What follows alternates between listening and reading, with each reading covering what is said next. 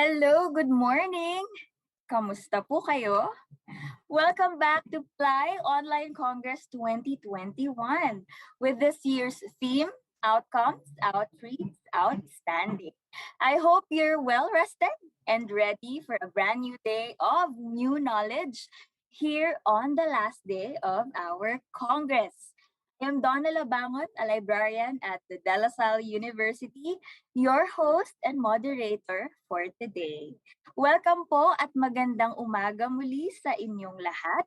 And we are all happy to see our 3,000 plus registered participants who are joining us from the Philippines and across the globe. So we are also live via the PLAI YouTube channel. So to our participants here in Zoom, please be informed that you are automatically on mute.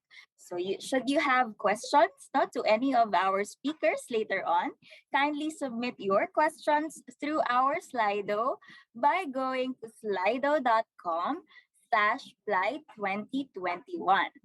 And if you want to say hello to your colleagues, kindly utilize the chat feature here in Zoom. And to our panelists here, please do not forget to put your microphone on mute when you are not presenting. So thank you so much. Again, this is the PLAI Online Congress 2021 with the theme Outcomes, Outreach, Outstanding. This event is in partnership with the National Commission for Culture and the Arts through the National Committee on Libraries and Information Services, and of course, the National Library of the Philippines. So today we'll have an amazing set of speakers from different parts of the world. And of course, we will have the annual PLAI General Assembly and Fellowship later. Of course, as members of this association, it is our responsibility to be aware of the happenings of PLAI. So please join us during the General Assembly later and that's after the morning session, all right? And also, the NBOT or the National Board of Trustees would like to remind everyone that the General Assembly will only be made available in Zoom. So we will not be broadcasting the GA on YouTube, all right? But the copies of the minutes and the agenda of the meeting are currently now posted in our Moodle. So you can now check those documents there. So I hope that is all clear. So now, let's take a look at some of the learnings and the new knowledge that we gained from the yesterday's session. So we had a full day, right? So I would also like to thank my co-moderators who did well, and to all our participants who stayed with us and listened to 10 contributed papers, and one international session from our colleague in Hawaii, Miss Elena. And yesterday's session, that highlighted how our libraries are responding to the changes during the pandemic, from story hours, library instruction, outreach efforts, and even our online experiences when we engage through webinars, which I think we can also use in staff development initiatives. And moving forward to our session today, we are expecting to learn more from our next set of presenters.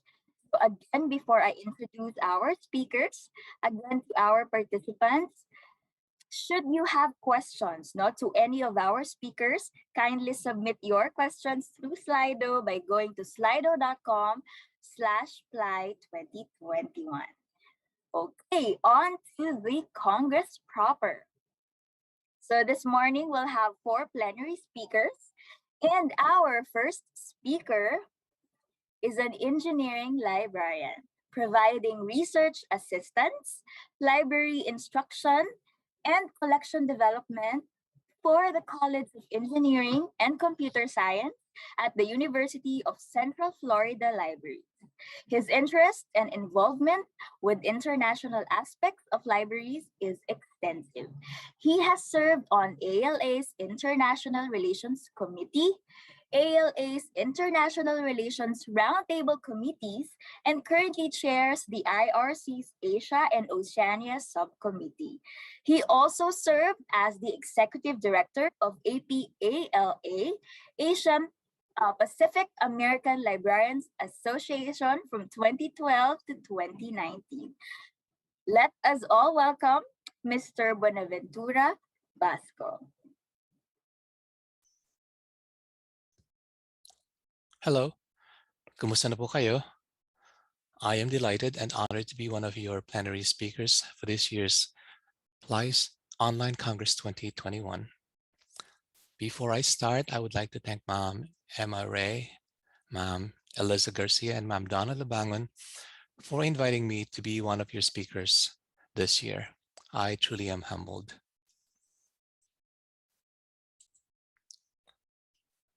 I created a PowerPoint presentation for this conference with the title, Out of the Box, Thinking Creatively about Providing Outstanding Outreach Support and Service during COVID-19 and a post-COVID world. How did I get involved with PLAI? I attended and presented during the last in-person PLAI Congress when it was held in Tagaytay City in 2019. The experience stayed with me, so I promised myself to attend the Congress whenever I can. Unfortunately, the pandemic halted all international travels, so all I had to do was wait and see when everything would go back to normal. But everything is still possible virtually, like this Congress and all the other conferences, both national and international. Just to give you a brief background about myself, I am sure most of you have never heard of me. My full name is Buenaventura Basco, or VEN for short. My current title is Engineering and Computer Science Librarian, but my rank is University Librarian. I just recently got promoted from Associate University Librarian to Full Librarian this year after working for the same university, the University of Central Florida, for over 2 decades. I also coordinate the library's research consultation services and as a librarian service. 2 of the services that we provide that made a tremendous impact to the type of services that we offered during the pandemic. However, my interest and many years of involvement with international aspects of libraries through ALA International Relations Committee and ALA International Relations Roundtable Committee made me aware of various opportunities to meet and network with a lot of international librarians. Locally, being the past president and executive director of the Asian Pacific American Librarians Association helped me understand the various cultures of Asians in the United States. So let me get started with a short background of what happened. The sudden global epidemiology outbreak last year has challenged all libraries, including public, special, and academic, and prevented staff from providing the types of essential services that the users expect and require. With the full closure of campuses in the United States and around the world, and all courses moved to online, and in some cases within a week, decisions were made to find ways to continue providing patrons with services, including access to collections while library buildings were closed. How my library responded and adapted to these rapid changes, acted creatively, reinvented services, and opened a digital door to increase service capacity to support online teaching and learning. So for my presentation, again, I came up with the title Out of the Box, Thinking Creatively about Providing Outstanding Outreach Supports and Service During COVID-19 and a Post-COVID World. But COVID is still around, whether you're in the Philippines, in America, or other parts of the world. So I would completely say post-COVID, although you've seen that term everywhere in the news or in the literature. Just as well, the support and services available have changed pre-COVID to present situation.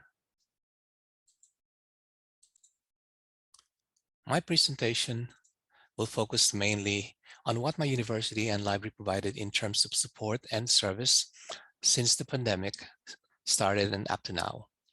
We had to find ways to maintain a high level of service while ensuring that the safety of library staff was always paramount. I will also share some other services that other libraries did that may prove helpful to you as well. I will highlight initiatives, technology lending, and fine forgiveness, instruction supports, and other initiatives.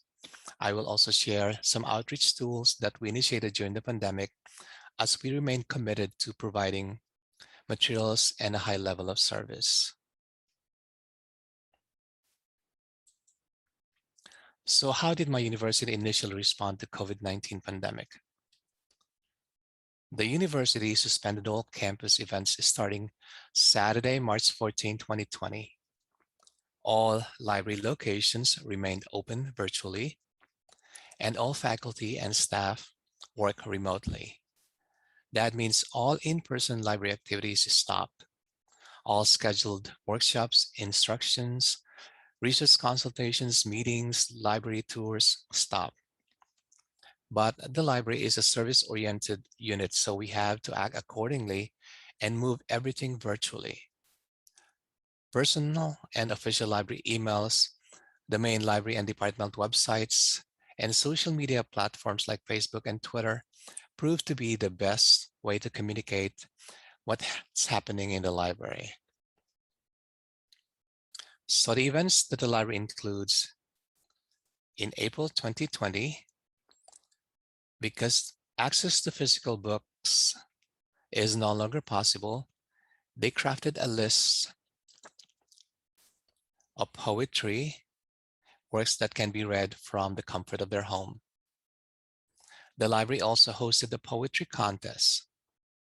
All students, including faculty and staff, were asked to craft a charming haiku or slick limerick from on the comfort of their room.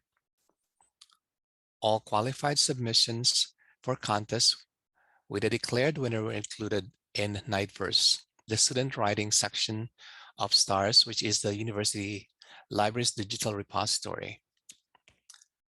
The winners received library branded prizes like water bottles or t-shirts.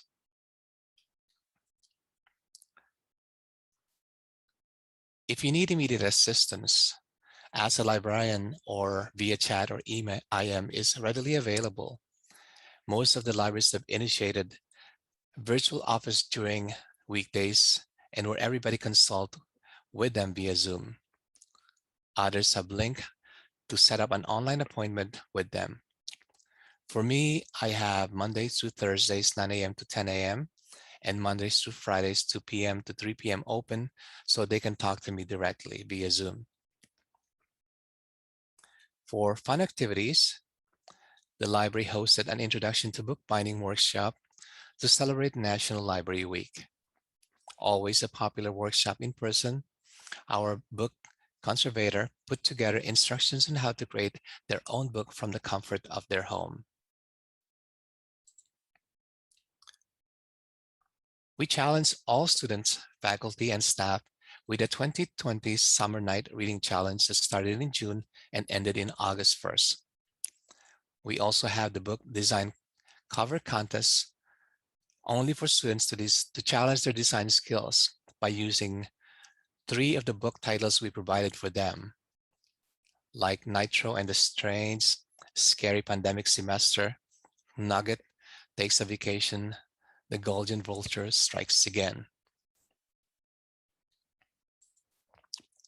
For our teaching faculty, our Student Learning and Engagement Department started the Faculty Support blog series promoting both resources and services that the library can provide during the pandemic. Some of these initiatives include having streaming videos in a broad range of fields available to their classes. If we don't have them yet, new film requests generally have a 24 to 48-hour turnaround time for the library to get. Information literacy modules were created to be integrated into their course.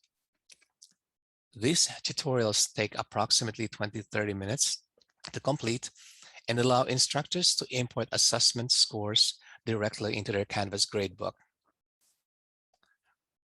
Or providing a list of DRM-free,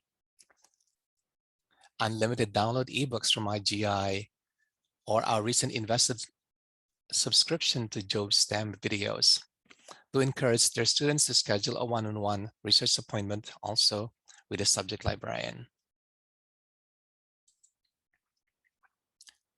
We also provided several workshops to make sure that faculty are aware of the plethora of resources available to support teaching and learning, with a particular emphasis on resources that can be used during remote teaching during emergency circumstance.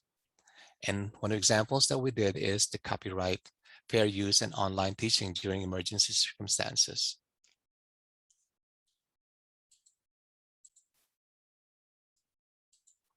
We also had to help our student population, especially with the finals just around the corner when the university closed all in-person activities. Since finals were moved from in-person to online, we wanted to make sure that everything went smoothly for them.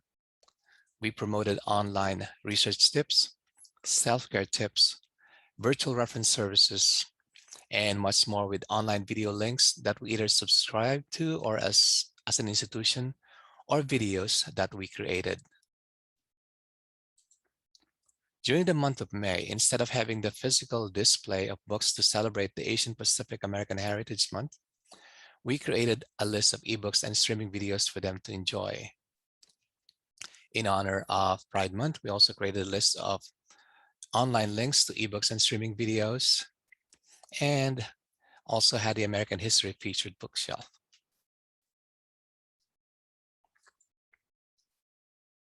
But the campus was closed only briefly. In August of 2020, our campus opened with a limited number of in-person classes.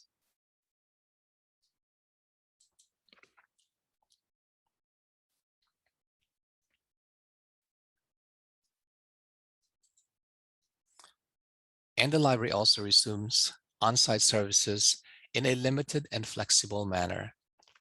Following the university's COVID guidelines for wearing masks, practicing physical distancing, and providing sanitizers all over the building, we opened with reduced work schedules, reduced work hours that the library is open, unavailability of study rooms, modified lending of technology and materials to reduce contamination, some services only available virtually, and seating identified as do not sit to achieve physical distancing. The library opened on Monday, August 24. So this is basically some of the images that we had in the beginning of the semester last year. And the library introduced an innovative reference service called telereference, which was developed and implemented by the library during throughout the COVID-19 pandemic. By employing the telereference model, our library has been able to provide a safe alternative to in-person reference desk service while adhering to health and safety requirements set forth by the university and the state of Florida. So here's a couple of images of how this model works. The reference desk is staffed with having a physical presence having a physical presence of the librarians, since we all work from home. Using Zoom and having 2 large monitors and proper speakers for patrons to interact with, we use the library's website, the UCF social media, the library digital signage, and referrals from other public services desks like circulation and LibTech desks to promote the service. All subject librarians also publicize it using their fall 2020 online newsletters, workshops, and instruction sessions. If a patron had a directional question or wanted assistance with printing, we hired a student assistant while wearing masks to serve as reference ambassador, sitting behind the plexiglass panels. We provided hand nets and sanitizers as well. So as you can see, initially, we have the 2 monitors with a telereference librarian either working from their home. We have the ambassador right there. We have those handouts. And then if a patron comes up to the desk, then we can use the second monitor to share the screen.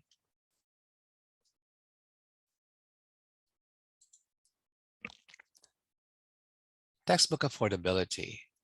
By letting faculty know that they can help reduce the cost of college education and positively impact student academic performance by removing the barrier of high-cost, commercially produced textbooks. There are several options that we offered our faculty to support textbook affordability efforts. First is we see if the library can offer their textbook as an electronic book. The library will check for ebook candidates that will allow unlimited users and offer favorable digital rights management. Have them develop other faculty who have adopted an open textbook, since open textbooks allow anyone to read, copy, distribute, or modify the course content at no cost. They can also donate their personal copy for reserve. And by working with the bookstore, by providing them plenty of time to locate use and rental textbooks, since the cost of used textbooks is much cheaper than new ones.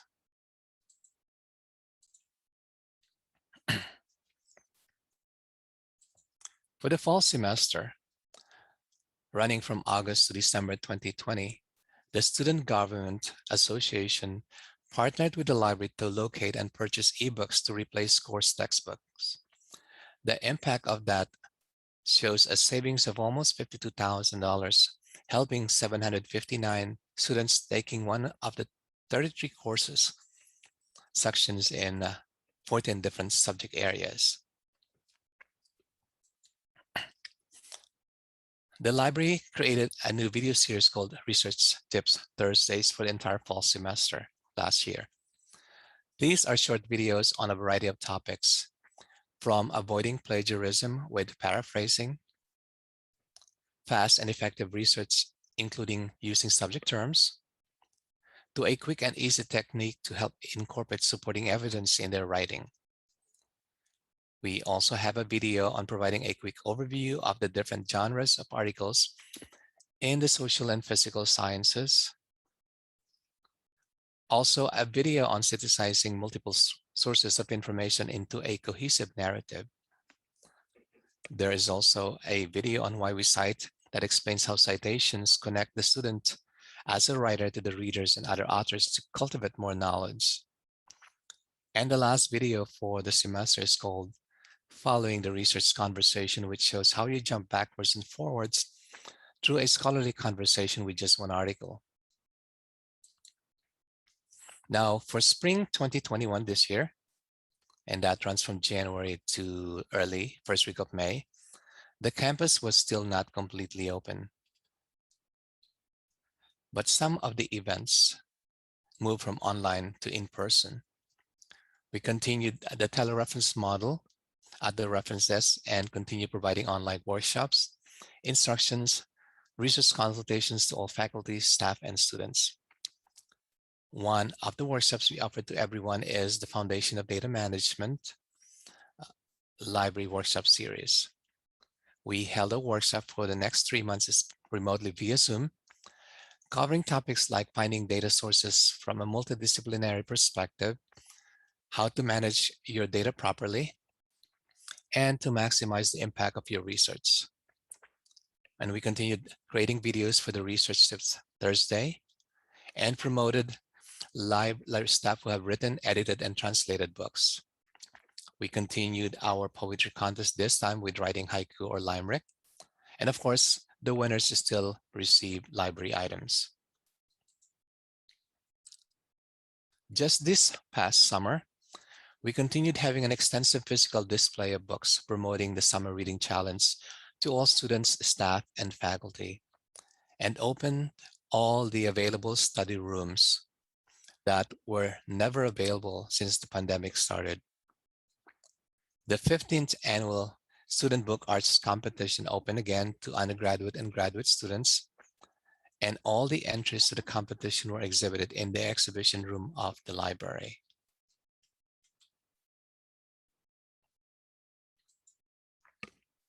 We are now in the current semester, fall 2021. The campus is completely open. Everyone, faculty, staff, and students were expected to follow protocols by taking personal precautions, including wearing masks indoors and getting vaccinated to protect themselves. All classes that moved online at the start of the pandemic are back to in-person. We have used our social media accounts, the library news and blogs, and email all faculty to notify them and the students of the resources and services that the library can provide. Most of the students who came back this semester noticed several changes on campus and in the library. And I will highlight some of those unique ones in the remaining slides. To start, to help to limit the spread of COVID-19, the university provided a free, reusable, and washable cloth mask for each student, faculty, and staff member. Several vending machines stocked with washable cloth masks were installed all over campus, including the library. The vending machines have been available since August 2020 because of the mandate to wear masks covering campus. But they remain available since everyone is expected to wear a mask indoors. And everyone gets a free mask. Another safety protocol that the library added are door-mounted foot levers for hands-free opening outside the elevator and the floor-designated foot levers inside the elevators, as you can see from the image. You will also see signs, several signs, including get vaccinated outside the elevator and inside the elevator. And so this really helped with people so they don't touch anything. Another precaution or another protocol new in the library is how you open the door as you come in and exit the building. By waving your hand in front of the hands-free round metal motion detector, the door will open for you. And that really helped a lot as well. And as you come in, there is a sanitizer, a dispenser, just in case you touch the door when you opened it.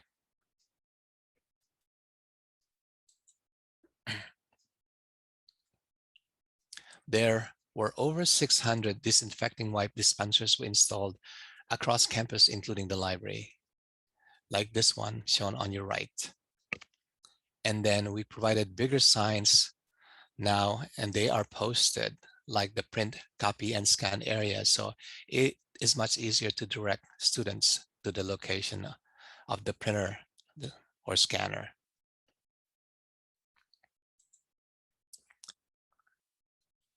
Also, all restrooms now have hands-free flushing toilets, soap dispensers, and faucets.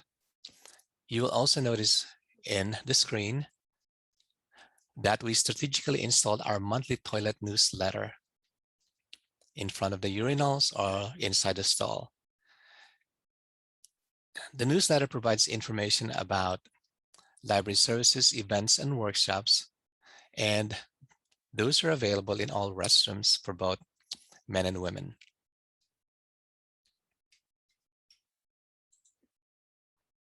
And the reference desk is finally open. Everything is back to normal with the exception of the plexiglass panel between the patron and the librarian.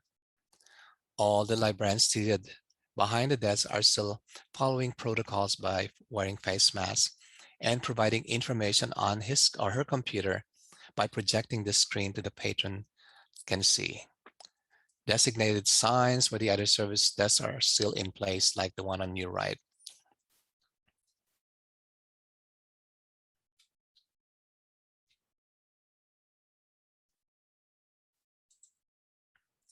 The university has a writing center, a satellite location inside the library. In order to provide a safe environment between the writing consultant and the student, the consultant remains inside the consultation room, like in this case, while the student is sitting outside the table. And they will discuss the paper that the student provided to the consultant ahead of time.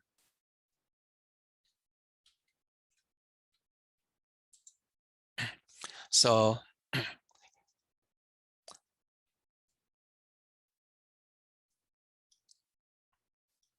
here are some of the outreach I provided by myself or as part of this group. I contacted the IEEE student chapter. I am also the advisor for the Filipino Student Association, so was there for the welcome event. And I also provided a workshop to the Scholastic Association of Graduates in Engineering. And I did it online and they posted it on their website. We provided the graduate student welcome. It used to be in person, but we moved it virtual since some students are still in their respective countries and have not arrived yet. We partnered with the Office of Graduate Studies through the Pathway to Success program, and we offered several of those programs. In the fall last year, it was virtual, and this year, they're going to be virtual and in person. And being the engineering librarian, I provided orientation for the College of Engineering and Computer Science.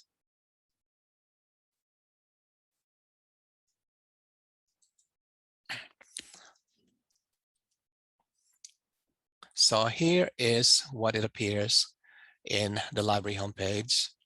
The events are listed, the date and time,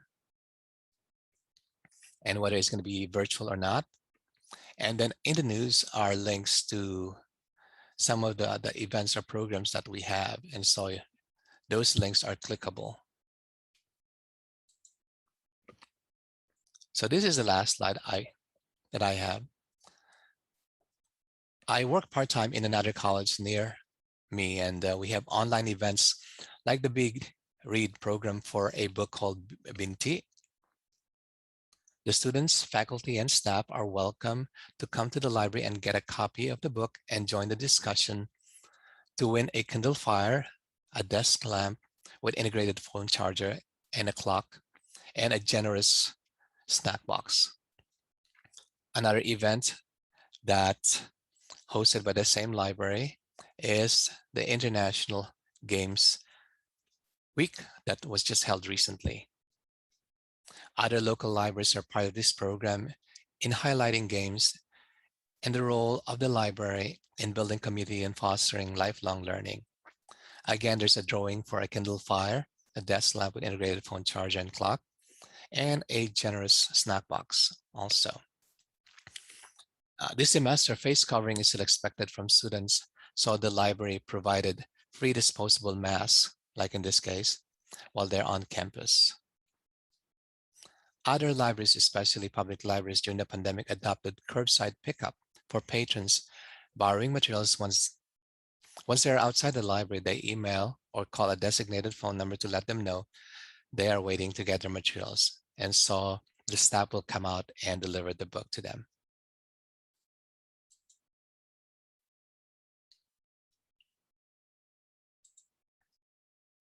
So that is the end of my presentation. Thank you. I am open for questions during the conference. I have also provided you my contact information. So if you have any questions before the conference, feel free to contact me. Again, thank you. Maraming salamat po for inviting me. Okay, maraming salamat din po. Thank you so much, Sir Ben. That was really a very insightful presentation to start our morning. And you do really give us interesting examples of practices during COVID and post-COVID era. I'm sure our participants now have questions already. So again, for those who were still who want to submit their questions, please do submit them through our Slido by going to slido.com/PLAI2021. So now let's invite Sir Ven. Let's try to answer na those questions. All right. So I'm I we think I'm have here, but my video is not working for some oh reason. all right. Okay, so our tech team will try to do something about it. But I'm very happy, Sir Ven, that you're joining us today. I hope you're feeling well. Oh, thank you. Yes, I'm almost back to normal. All right, that's good. That's good. Thank you so much. Now we actually have some questions for you, and let me just check from our Slido here. All right. These are questions that are upvoted. So a lot of our participants are really wanted not know your answer and thoughts about this one. So let's first have here um, Can from let me Mr. can I Yes. close my window first and start all over again? All right. Okay. Okay. Okay, hold on. All right. Sure. So to our participants again, no, please do try to. Okay. Uh, oh, so are you? All I'm back. right. So okay. Yes. So please do go to slido.com. All right. Oh, there. So now I'm seeing you, Sir Ben, and you're That's my hello. virtual background. Sorry about All that. right, that's fine. It's okay. So we can now let me go back again to my Slido here and let me read the question. All right. Okay. Okay. So we have here a question from Mr. Roderick Ramos from Batanes State College, and the question is, how was your customer satisfaction rating while on COVID? And please do share challenges and service happiness of the UCF library personnel. Okay. So as far as satisfaction is concerned, during the pandemic, pretty much we have to, everything we have to do is through Zoom. And so for every consultation or maybe as a librarian service, there's a feedback that we request from students. So after the, let's say the research consultation, we send them an email asking them to provide a feedback on how our service, did, if it was okay or if there's any follow-up that needs to be done. And so that's one thing that, we kind of sort of like, we want to make sure that, all the students are happy with the, with a consultation or with a question. Now, as far as being on the desk, whether it's virtually or doing the telereference, we just like being an in-person reference desk, you want to make sure that the patron will not leave the desk, you know, um, without, just want to make sure that they answer the questions, that we answer the questions. So. Okay. Um, Another is how about the service happiness of the what they call this the personnel doing the reference work or the library work during these times. Okay, so in the beginning, it was there's a lot more meetings. There's a lot of meetings going on. So you pretty much have a meeting at least one, one for your department and then maybe one for the library. And then there's so many other programs in the library to keep everybody from, being bored at home. And so there's always an event about learning technology or something that, just to keep everybody engaged. Otherwise, people will not know whether you're really working at home or not. So the only time you can see each other's face is, during those events that we have in the library. All right, that's good to know, no, sir. And moving forward, we have here another upvoted question, no, from our participants. Sir Ven, any tips po, how do the reference service work if there's only one librarian working in both the school and the college library? So I think this is a lot. This is usually the situation on most of our libraries here in the Philippines. That's why I think a lot of our participants really upvoted this question. Okay, so it really worked, because of the concern, the health concern. So we came up with that. It's like telemedicine, the teledoctor. So it's a telereference uh, because people are actually in the building, and so they can come to the desk, and we are there. So if you're scheduled on the desk, you want to make sure that you're always facing the audience. And so because they may be passing by, or you can see everybody, you can actually wave at everybody passing by the desk. And if they come up to you with a question, then you pretty much just like answer it, just like being there in person. The only difference is that you're showing the resources, or you're answering questions and showing them on the other monitor. So but because it's a dual monitor, so one face is yours and the other one is whatever you're showing to the student. And then, like I said, we have a student ambassador where, if someone just wants to know where the restroom is, or he wants to know, where the printer, or any of those directional question, that student can simply do it because that student stays behind the desk. Right, no? So, well, that's good to know that there's still, ongoing collaboration with our students. And in your case, you have them as ambassadors, right? All right. Yes. And then, Okay. of course, if it's a more intense question, then, if you can't do it, you can answer the question in, a few minutes, then you can always refer the student to the subject librarian. That is something that they can do at their own leisure, at their own time. And that you can spend with a student for an hour or 2 hours, depending on the type of questions you're going to be getting. All right. Okay. Thank you for that, Sir Ben. Now we have here another question. I think they really found this interesting from your presentation. Hi, Sir Ben. I found your technology in opening the door interesting. Is it a new technology you recently installed in your library during the pandemic?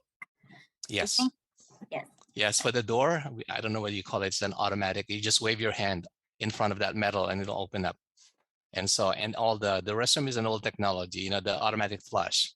But because nobody wants to touch anything, so everything pretty much just basically the faucet, the hand cleaner, and then everything else is automatic. So Oh yes, of course. But no, given this new technologies around, no, I think the next question that is also upvoted here is what then could be your tips, no, in convincing the management to really provide better budget to our library?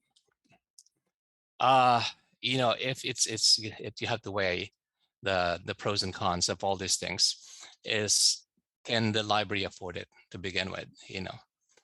Is their budget coming from the university administration? I mean, it goes from the library administration to university administration. If there is a support there, then it's much easier to convince them, especially with, cases. I mean, it's a little different now here, but before, when there's so many people dying because of COVID, so it's much easier to justify the cost of, getting all this updated. And so if you can do that with your management, the university administration, uh, that's the best way. You have to weigh in, does the cost of a death of one student, this much of money, or can you provide any debt from your faculty, student, or staff by doing all these things for your library, for your university? All right, thank you for that, Shervin. Now we also have another question here from Mr. Jonathan Pantaleon. Please share the experiences, of your library in developing research guides or live guides. Did the COVID-19 pandemic alter the way your library produces such guides? Yes. Okay. So because each librarian, because we're on a subject librarian model, we have to create a guide, a live guide or a live guide to basically our subject areas.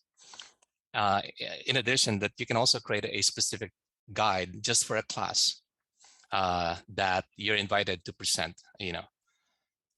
With the learning management system that we have, if you created one already previously for a specific class, it gets added automatically to the learning management system. And so it's there. And then all librarians pretty much will basically have to contact their faculty and say, do you want, do you want me to come to your class, or even virtually, or do you want me to create a guide just for your class? And so because of COVID, I mean, there's a lot of things that we added in all the guides that we have. It has to be, a lot of them has to be virtually. We, or things that can be downloaded, things that, that hopefully is not available in print. So you try to get as much electronic copies of everything by providing the links to those. So all the guides that I have pretty much, in addition to just linking them to the databases or ebooks, if there are any free resources out there, like there's one guide that I created on some of the standards for COVID. And so because I'm in the engineering librarian, and so the engineering faculty are the ones who can, pretty much take advantage of it. All right, exactly that. Now we have a question again. Because you mentioned that the library also started to open gradually, and also there are some students no in the library. So the question is, hi Sir Ben, I am curious about the engagement no of the students to the activities your library conducted. Do all the students participate in the activities? Probably do the students now go on site or all Well, virtually? no, I mean, since August this year, we're all in person, so the whole campus is open, the whole library is open. Open completely. So every engagement is there. But in August of last year, that's when we were open, but but limited. And so for the most part at that time, because of COVID, we try and discourage people from being together. That's one thing. That's why we disabled several computers in between, and then just put some active ones, and the ones in between are just disabled. And then we monitored, we checked all the students coming in last year by making sure that they wear a mask. And so there's a student going around, or there's a staff going around basically telling them to wear their mask. But when we opened this August, because it is no longer a mandate, so we are only expected, but we cannot tell students or anybody who comes to the library or on campus to wear a mask. So that's something we don't have any control of. Oh, all right. So basically, because in the Philippines, um, most of the libraries are still closed, but there are really talks on reopening soon. So the libraries here are really preparing, no, for that. So in view with that, no, can we ask any tips or thoughts about the libraries that are soon opening here in the Philippines? No, any advice that you could give them? Uh, Basically, just to keep, safety is the number one concern for everybody for the most part. And I would also discourage from opening right away. I mean, there should be a gradual way of opening the university or. Oh, I think yes, Sir Ven got disconnected in a little bit, but we do really appreciate the questions that are sent by our participants. Just in case, no, we're not able to really answer them all, but we'll sure send them to Sir Ven so that he could probably connect with you and answer those questions. No, so thank you so much for that. Now, let's see. I think Sir Ven is still trying to connect.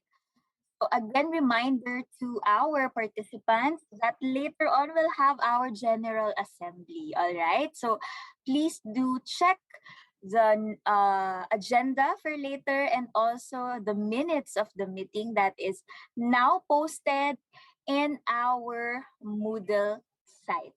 Okay. So yeah, and also for that one, later I think our fellowship team has a lot in store for you guys. So I know you've been monitoring the pages or the Facebook page of the PLAI. So please do participate in the some of the activities that our fellowship team already posted in our Facebook pages. All right, so I think we could head on now and move forward to our next speaker. And she's ready and she's here with us today. On to our next speaker. All right, she is the librarian curator for Southeast Asian and Pacific Island Studies at UCLA Library.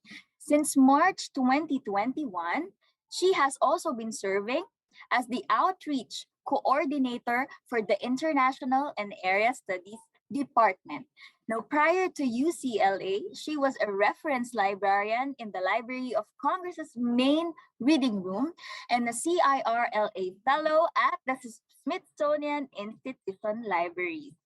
He holds an MLS from the University of Maryland, College Park, and an MA in folklore from Memorial University of Newfoundland, and a BA in English and Religious Studies from the University of California, Berkeley. She is currently a member of the IFLA Indigenous Matters Standing Committee and was chair of the 2016 National Diversity in Libraries Conference, president from 2012-2013 of the Asian Pacific American Librarians Association, ALA Emerging Leader in 2008, and ARL Diversity Scholar in 2006, and as well as a Spectrum Scholar in 2004. So let us welcome Miss Jade Alburo. Good morning, everyone. Maayong buntag, magandang umaga. My name is Jade Alburo, and I'm originally from Cebu City. I just thought I'd show you my face before I start sharing my screen.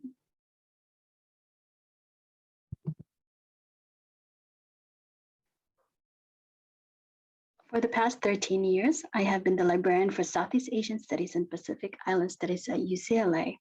And for about 8 months now, I've also been the outreach coordinator for the International and Area Studies Department. Today, I will be talking to you about my recent experiences related to outreach, specifically when I was interim reference and outreach coordinator from 2017-2019, when I and my team reframed reference as outreach and outreach as inclusion. But before I get started, I do want to acknowledge that I am a settler here in Los Angeles, and I am sitting on the ancestral and unceded territory of the Gabrielino Tongva peoples, who are the traditional land caretakers of Tavangar, which encompasses the entire Los Angeles basin and the South Channel Islands. I know that this isn't necessarily a thing that is talked about in the Philippines, but it is important to find out and think about who the original inhabitants are of the land you're on, most of whom have been dispossessed by later settlers and colonizers, including your ancestors, and who continue to be disenfranchised and marginalized to this day. Before I get into the specifics of my presentation, I need to give you some context. The University of California, Los Angeles, better known as UCLA, is a large public R1 university. R1 means it offers at least 20 doctoral degrees and has a very high level of research. UCLA is currently ranked the #1 public university by the 2021 US News and World Report College Rankings. UCLA has 46,000 students, 2/3 of whom are undergrads, and the other 1/3 are grad students and dental and medical interns and residents. We offer over 125 undergraduate majors and over 120 graduate and professional programs. Now let me tell you about the UCLA. And before I forget, UCLA is part of the 10-campus University of California system. Now let me tell you about the UCLA Library.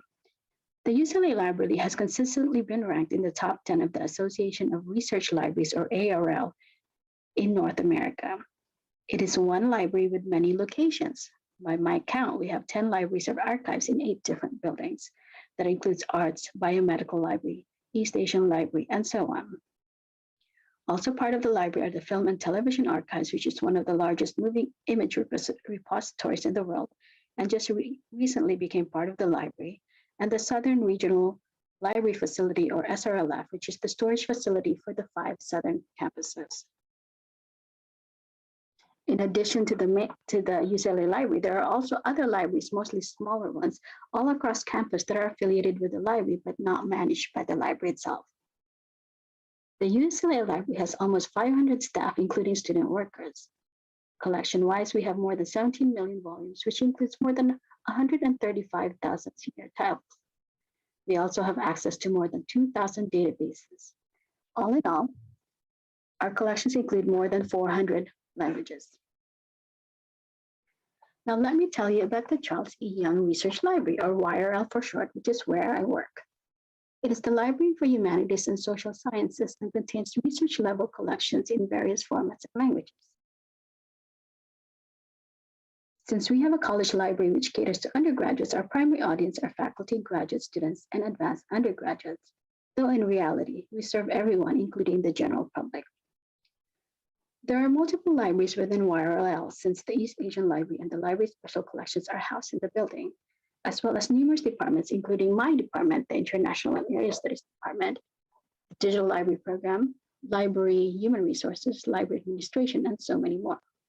But because there's so many different important units in the library, there isn't one director who is in charge of things going on in the building.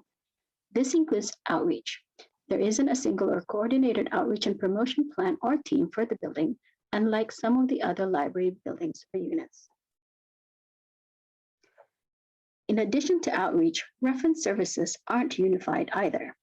Library Special Collections and East Asian Library have their own service points, and Access Services is in charge of the circulation desk and gets to field a lot of questions. But none of these are considered the main YRL reference desk. When I first started at UCLA over 13 years ago, I was in the Collections, Research, and Instructional Services Department, which was composed of subject specialists in the humanities, social sciences, and international and area studies. We do the collection development in these subject areas for the library, provide research consultations, and serve as subject liaisons to the departments. As the biggest department then, and the ones who dealt with the public the most, we sort of served as the de facto voice of YRL, even though we weren't really. So it kind of made sense for us to be in charge of the main YRL reference desk. However, in 2017, a reorganization split CRIS into Humanities and Social Sciences and International and Area Studies. And even though we were no longer the biggest unit, we still continued to be the ones in charge of the reference desk. Fortunately, UCLA has a library school, so along with the librarians and staff of HSS and IAS, we also have GSRAs, or Graduate Student Research Assistants, which was their name then, who staffed the reference desk. When I first started, the reference desk was in a visible location on the main floor. And when we renovated, they included a reference desk inside the reading room, still on the main floor. But for various reasons, and for many years now, our reference desk has been in our office suite, which is on the floor below the main floor and is very much hidden from the public. In fact, it's even difficult to give directions. In mid-2017, the person in charge of YRL's reference services was promoted, and as often happens, there was no plan in place for someone to take over. So at the last minute, in August of 2017, about a month before our school year started, and at the time when we were supposed to be interviewing for GSRAs, I was appointed, or more like voluntold, to be the reference coordinator for the international and area studies side. While I was initially unhappy about it, as this would be on top of my regular job, I quickly took advantage of the fact that I could use this as an opportunity to mentor library students, particularly students of color, as well as to do whatever I wanted related to the service.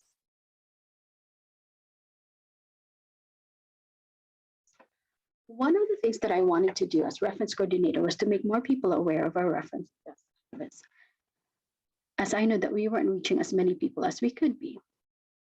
I couldn't move the location of the desk, but I wanted to test out a theory that more people would come to the desk if they knew it existed. I wanted to do a pop-up reference desk on the main floor. This had been done a couple of years before, but it was only for a couple of hours and a couple of days. So I wanted to do it for all of the hours and days that the desk was open for a couple of weeks. But since fall and quarter and most of winter quarter were focused on training the new GSRAs, it wasn't until late in the winter quarter in 2018 that we were able to do it. The GSRA staffed the pop-up desk, while the librarians and staffed the regular reference desk. According to the GSRAs, they got the sense that a lot of people didn't know about a reference service. So while we had anecdotal evidence, we also wanted to get some hard data. So when we did the pop-up desk again during midterms of spring quarter, we incorporated a survey which asked the people who came to the desk if they knew about a reference service and if they'd used it before. The data was crystal clear. 73% did not know about it. And of those who knew about it, only 2/3 had used it previously, which means that only really about 10% had used our desk before. It was very clear that we needed a marketing plan for our reference service, but before we created one, we took the opportunity to think about why reference services are important, what we hope to accomplish with a marketing plan, and what else we wanted to accomplish as a team. We agreed that reference services are essential. It allows library staff to help users with information needs. It also helps staff to connect with users directly, learn more about their needs, which can help us improve collections and services, and gauge the effectiveness of the interactions. Reference services are also flexible in terms of delivery mode, as it can be done in person, on the phone, or through email and chat, and as well as in terms of location, since it can be roving within the library building or across campus or embedded in specific classes or departments. Most importantly, we believe that reference services is an equity and inclusion issue. People have different ways of learning, and reference is important for those who might need individual attention or is a visual learner, or who come from different backgrounds that emphasize face-to-face interaction. It can also serve as a means of alleviating library anxiety, especially if providers are seen as approachable and empathetic. So we recognize the radical potential of reference services to break down barriers to inclusion, which can be overwhelming for marginalized groups in academia. And by providing a space for safe and meaningful interactions, we felt we could support these students' academic success and make a significant difference.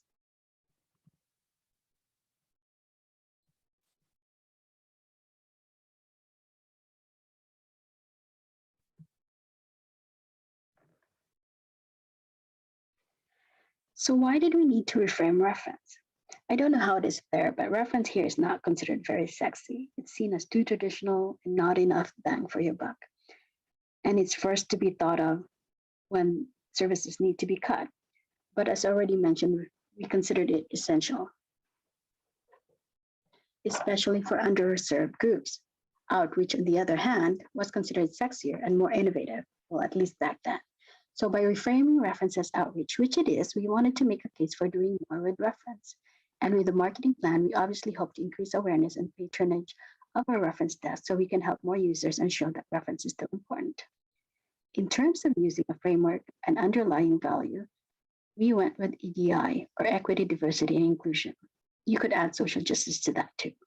The first reason is based on statistics. Unlike most universities in the US, UCLA's undergraduate student population is majority non-white, with 33% Asian American and Pacific Islander and 22% Hispanic or Latino. In fact, only a quarter of the undergrad population is white. UCLA also has a sizable international student population at 10%. In addition, less than half of undergraduates have English only as their first language.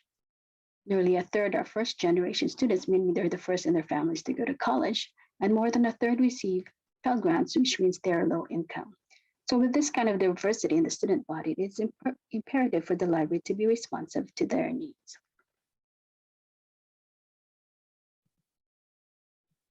The other reason that we went with the EDI as our framework for our outreach plan was because it's important to our team. My primary team was all people of color. These were the primary members of my team in the 2 years that I was reference and outreach coordinator. Laura and Nicolette are on the left, and there were the 2 GSRAs I hired when I started. Marisa on the right became co-coordinator on behalf of Humanities and Social Sciences in April 2018 until she left in December 2018.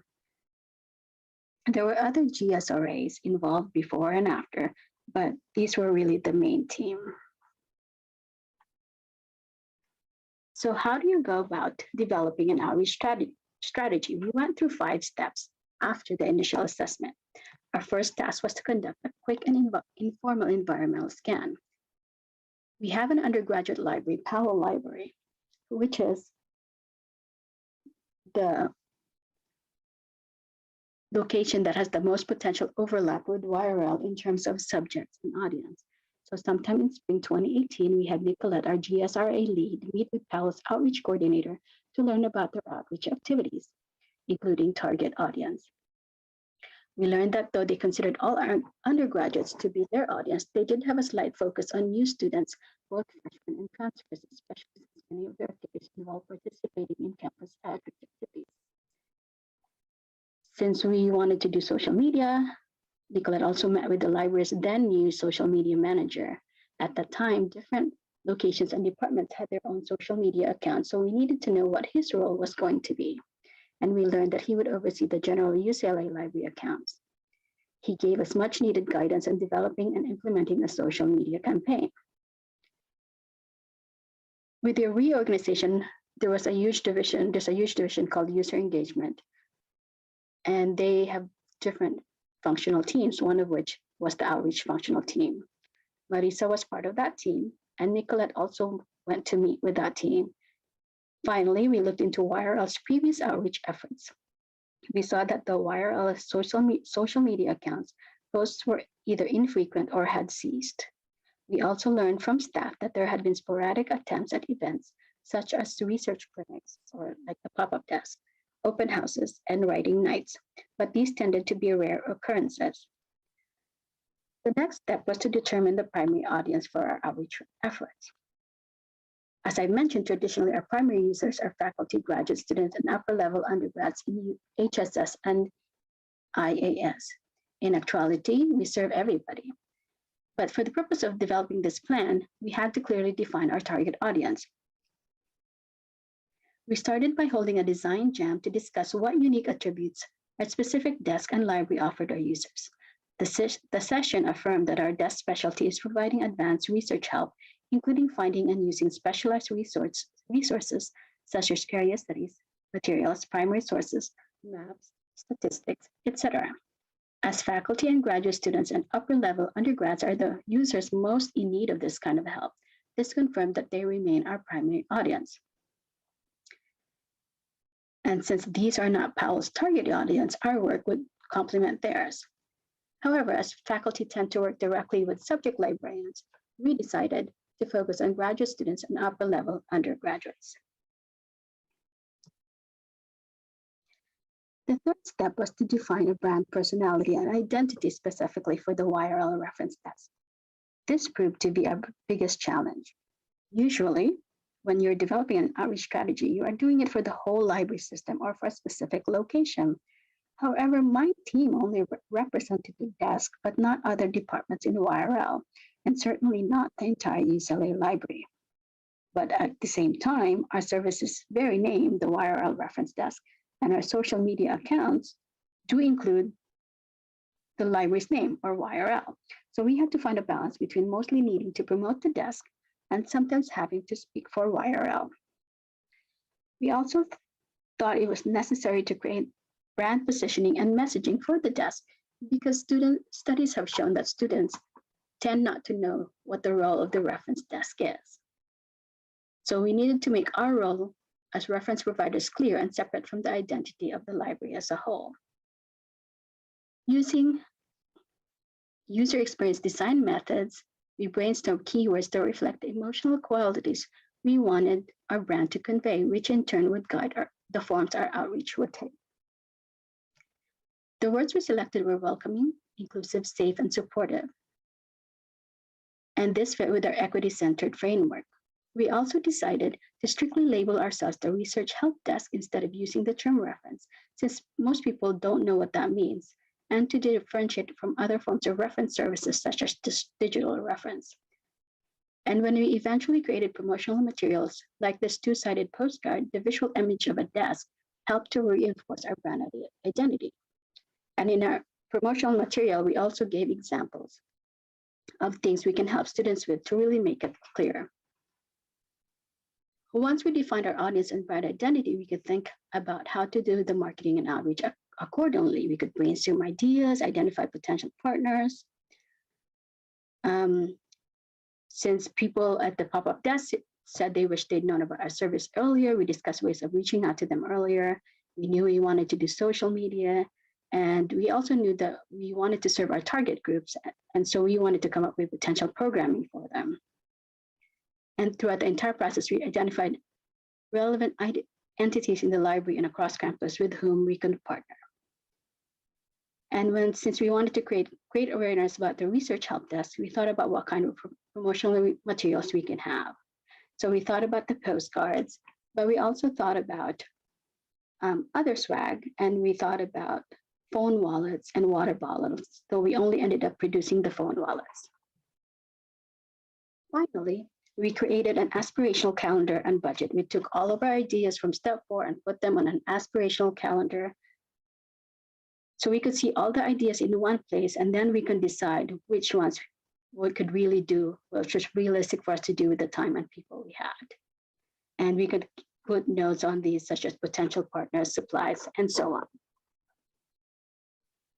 So this is really the outreach strategy that we came up with. We defined the objectives, we had specific target audience and specific timing. So it was 3-pronged. We had outreach events to reach out to the UCLA community for their point of need. And this would mostly happen in fall and spring quarters. And the second part is the targeted programs, specifically for our target audience of grad students and transfer students. And we saw this as happening quarterly. And finally, we had social media, which was for promoting our research help services and collections, and would happen throughout the year. So for outreach events, we hadn't really done it before too much of IRL. But since we did get the feedback that they wish they knew about our service sooner, we decided that at the beginning of the school year, we would do a table outside our library during the first week, so people could learn about our research help services. And this here is Tula, our library assistant, and Laura, one of our GSRAs. And then after this, we just had other opportunities, such as True and Welcome, Equity, Inclusion and Diversity Day for grad students, and so on, that we also did tabling at.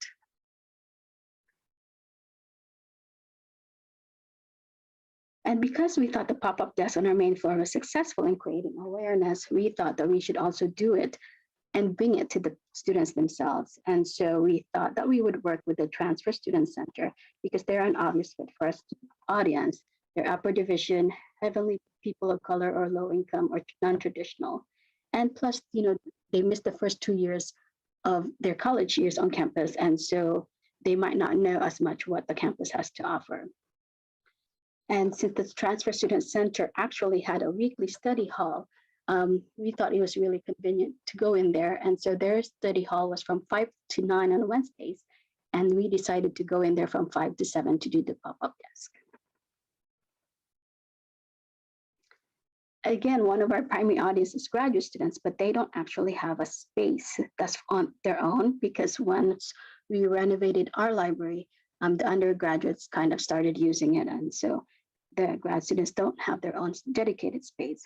So we thought we would support them by providing them with a special space to study, where we could offer reference help and stress buster activities as needed. And we did this at the end of winter quarter 2019. Finally, we thought that we would also target grad students by helping them thrive, not just in their studies, but as a whole person, because they're more than their studies and their research. We wanted to provide them with additional skills that can help them be more successful while in school and after they graduate, such as time management, budgeting, or financial literacy, or how to do resumes or CVs, and so on. Finally, the third aspect was social media. And so we wanted to showcase, again, our reference services, but also our collections, especially our area studies collection, and to provide additional research or library related tips. So we discussed our audience, what kind of platforms, we discussed which hashtag to use. We created a list of international and national holidays so we could base our posts off of those and so on. And these are some of the examples of our posts. So again, this is a different way of looking at our social media strategy and how often we wanted to do it and what we were going to use each platform for and so on. These are examples of some of our social media posts. These are database of the week, which we did every Monday and featured a different database. These are posts related to holidays, such as Lunar New Year, and Heritage Month, such as Black History Month. These are posts related to country holidays, so usually Independence Days or Flag Days. And these are examples of international celebrations like International Women's Day or National Poetry Day. Again, these are some other posts related to featuring individual authors and titles. So what are the outcomes of the things that we did for about, a year and a half for our outreach events in fall 2019? We reached over 250 people. And for the pop-up desk, we got good verbal feedback from students and the staff of the Transfer Student Center and the Veteran Resource Center. For grad study nights, we had almost 50 attendees over 4 nights, a third of whom came multiple nights. And social media increased. We had an increase of 550% in followers in the 6 to 7 months that we did it. So what are the lessons that we learned? You have to really be intentional in deciding who your audience is and what you want to do for them. But you also have to try not to do too much all at once. And you really have to be okay with slow growth towards a future goal. And definitely start marketing early. So some updates, the reference and outreach team discontinued as soon as I stopped being the coordinator and the GSRAs graduated. We don't really do that much outreach events on behalf of our YRL anymore, or really targeted programs. Social media accounts became consolidated into one, and so everybody contributes content to that. But in March of 2021 of this year, I did get appointed as the outreach coordinator for the international and area studies. And so then I am continuing to do some of this work in some way. So, so these are some of the posts that we've been doing for social media for international and area studies. And we also started to do regional reading list, which is a cross-regional way of showcasing our collections. And then we're also supposed to do programs, but we haven't really had a chance to do it, and we're going to do it next year, which we hope to do quarterly. So how do you create your own strategy? One, assess the situation. What's the problem? What are you trying to do? How do you quantify it, the problem? Second, choose a framework. How do you want to approach it? Is there a specific take that you're better qualified for, or are there specific values you want to embody? Third, develop your strategy. And there's multiple steps to this one. You conduct an environmental scan to see what others are already doing, or what you've already done, or what resources are available. You determine your primary audience and which specific group you're targeting. And then you define your brand personality and identity. What is the qualities or values you want to convey? And how do you want your audience to remember you? You brainstorm ideas and identify partners.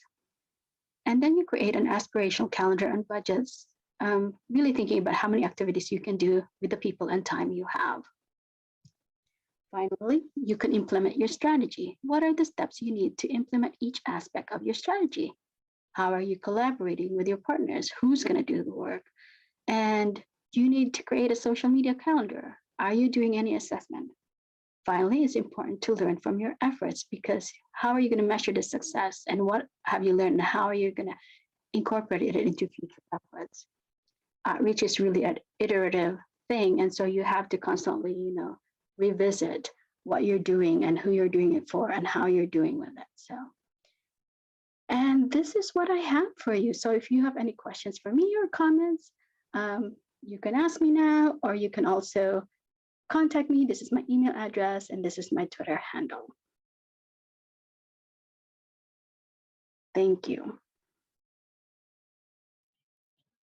Okay, thank you so much, Miss Jade. That was a really good perspective, in reframing outreach in our reference services. So I'm sure our participants have questions in mind already. Again, please do not forget to submit your questions through our Slido by going to slido.com/PLAI2021. All right, so we have here Miss Jade. Hello. Thank you for joining us today.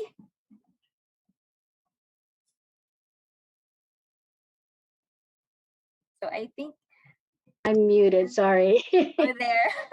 Hello, Miss Jade. So we actually have questions, no, already from our participants. Okay, so let me go to that particular window. All right, here. Ayan. So we have here a question from, ayan, from Mr. Pantaleon. No, please share strategies utilized by your library, no, in promoting or integrating inclusive education into the reference service delivery. Okay, so as I mentioned in the presentation, we're a very big university with a lot of different libraries.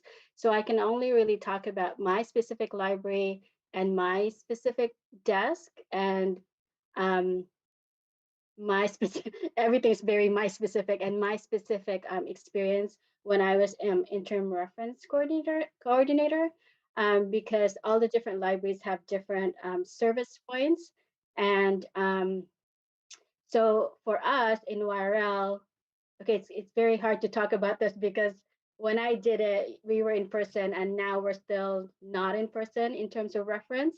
And so when I was doing it, Marisa and I really trained our GSRAs, or because basically librarian staff and then GSRA staff are reference desk. But then like once they're trained, they're there, and then if they need help, the librarians and staff are backup. And so so we really trained them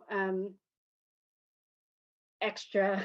We gave them extra training and just talked about you know, being inclusive in terms of being a reference provider, and you know, being a friendly face, because it's as I mentioned, we are all people of color, and it just makes people more comfortable to see people who look like them at the reference desk, so they're not as intimidated.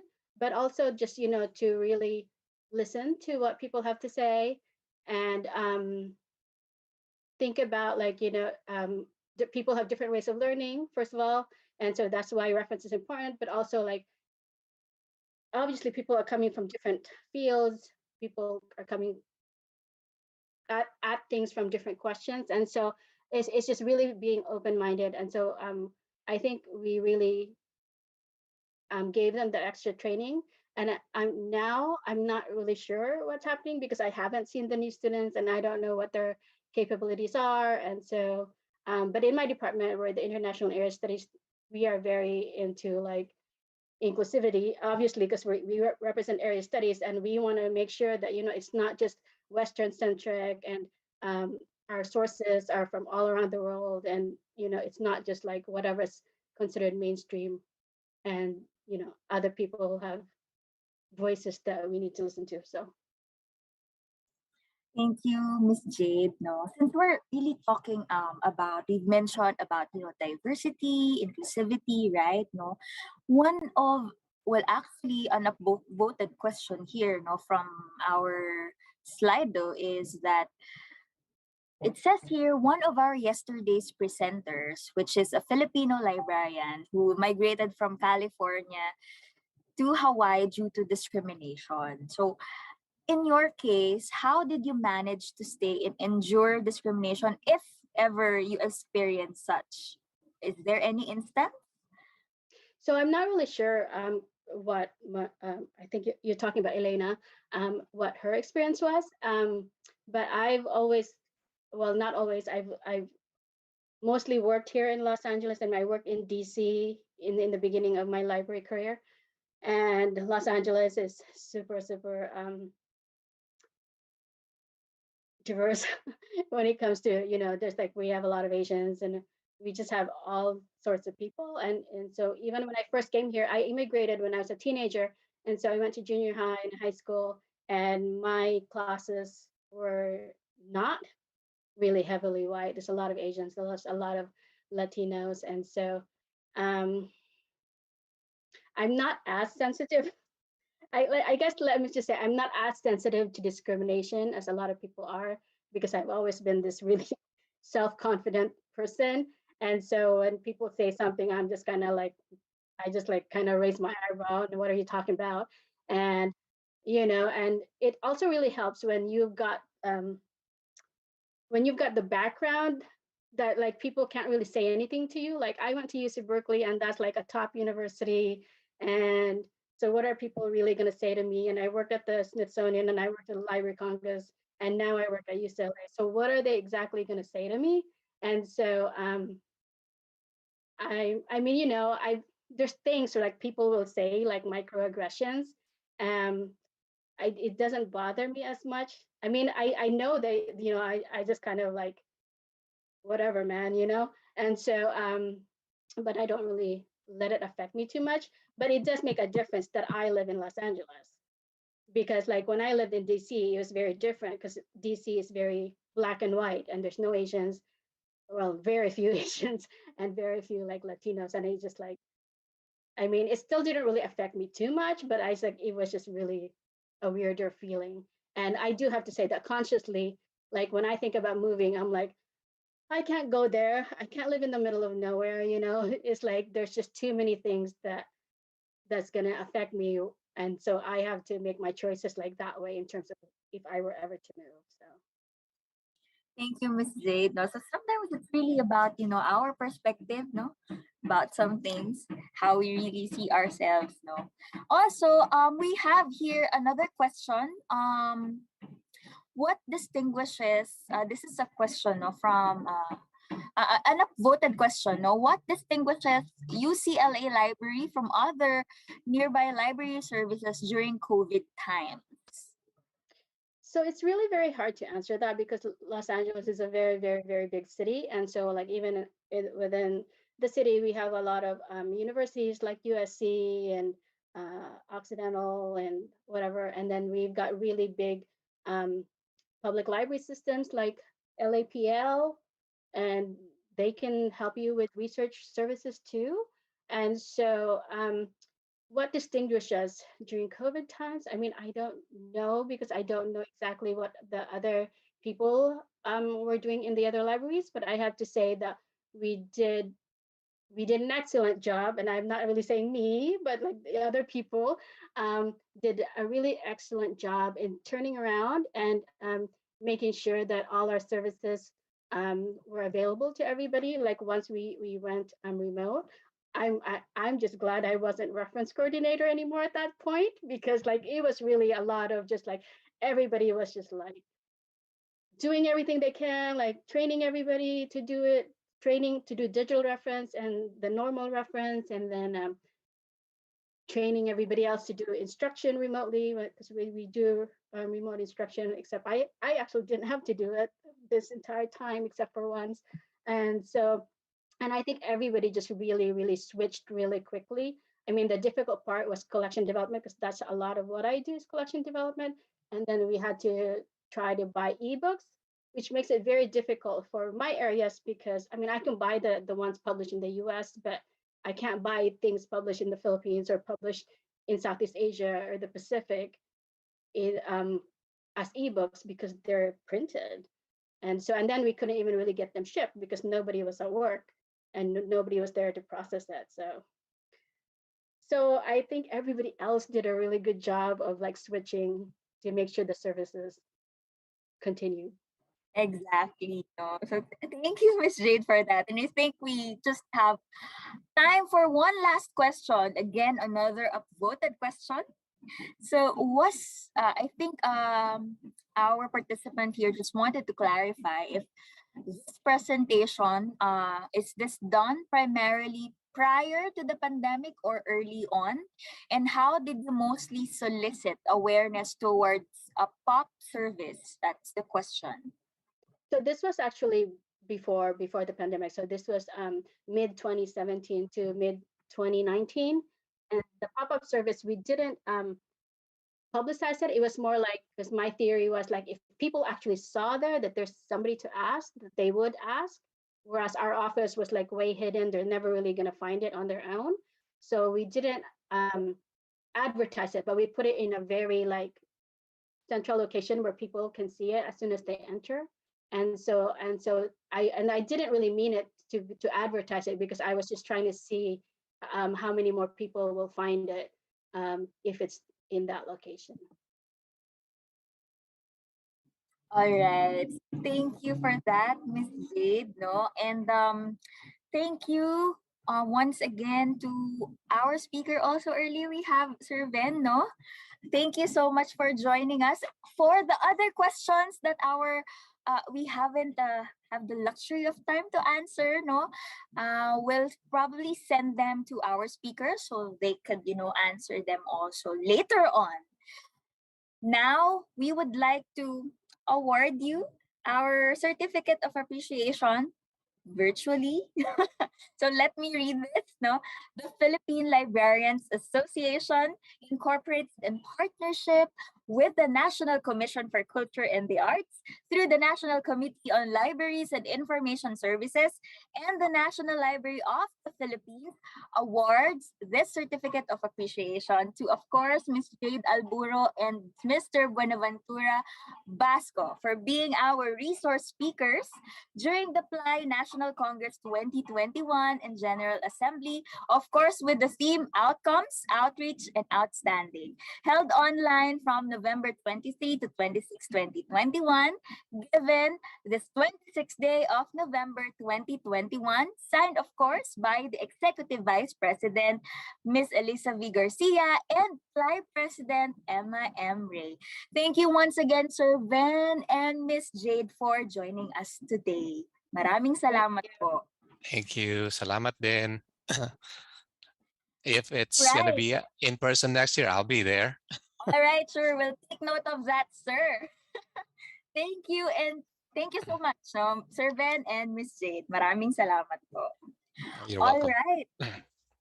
Okay, and at this point, no, we will have a 15-minute break to give you time to relax, get some drinks, do some stretching, and do some personal stuff, or probably join our contest, that one with hashtag PLAI Congress 2021.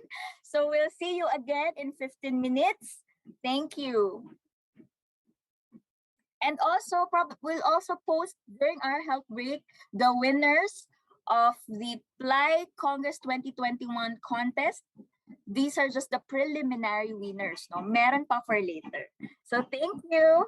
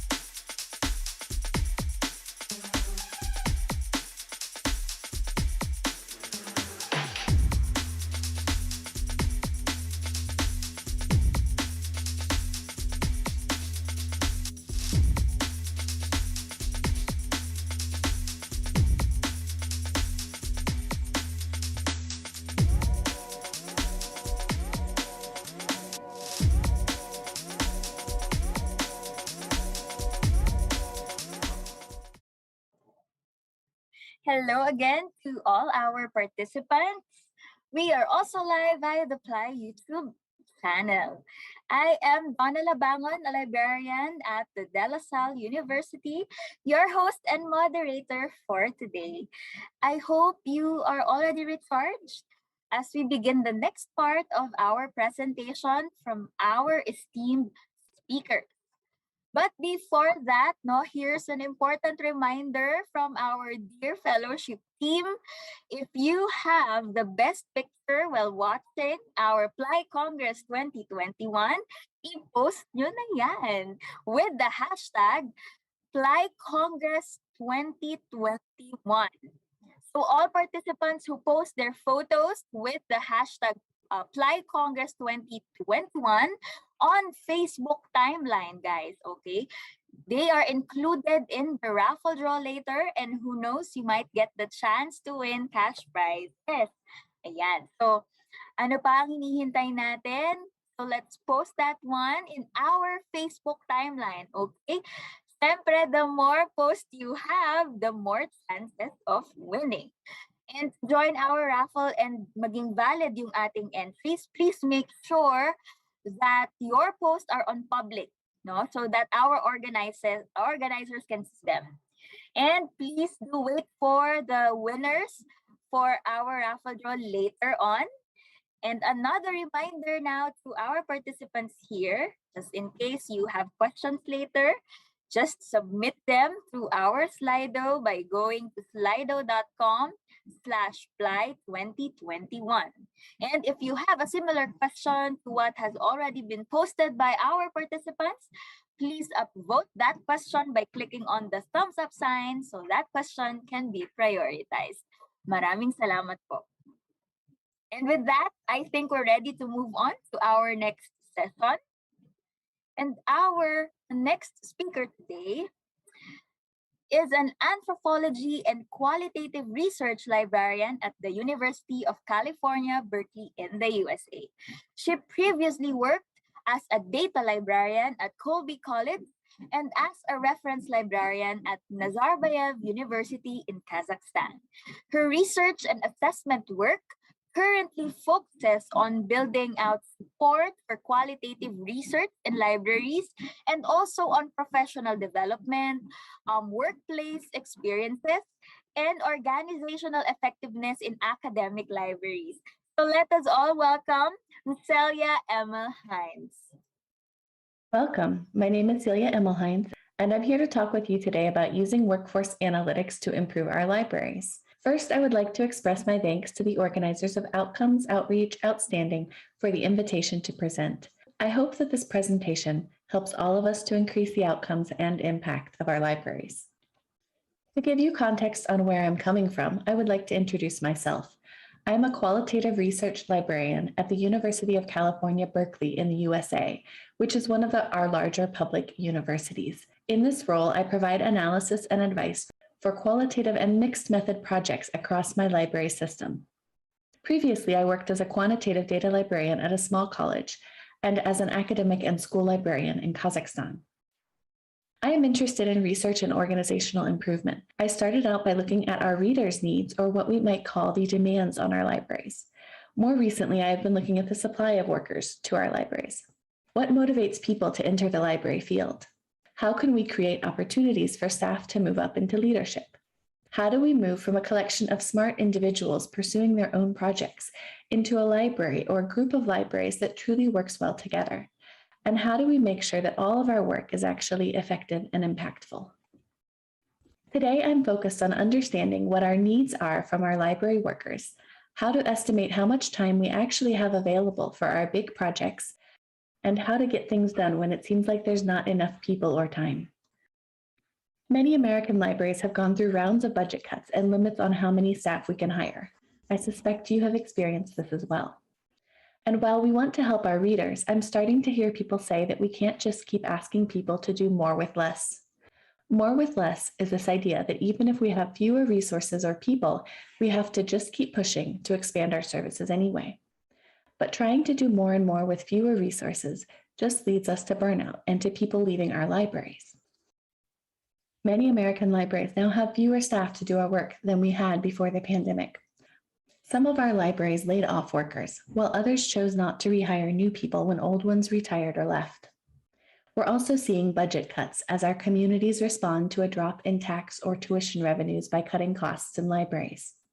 But we haven't stopped working. In some ways, we're providing more services than ever before. We lead remote classes and meetings, we digitize books to support online teaching, and we offer curbside pickup so people can safely get their books without entering our libraries. And even as our staff and funds have dropped, we found that readers needed more help from us as librarians. When a book was in our catalog, they could go directly to our shelves to retrieve it. But when they cannot access the shelf and there's no ebook, the librarians are now very involved in helping them find a solution. Finally, our own staff have more caregiving needs, whether that's for their own health, for their families, or for their mental health, as people around the world have experienced burnout, anxiety, and depression as a result of pandemic news, and in our case, our country's political upheaval. So what can we do about this?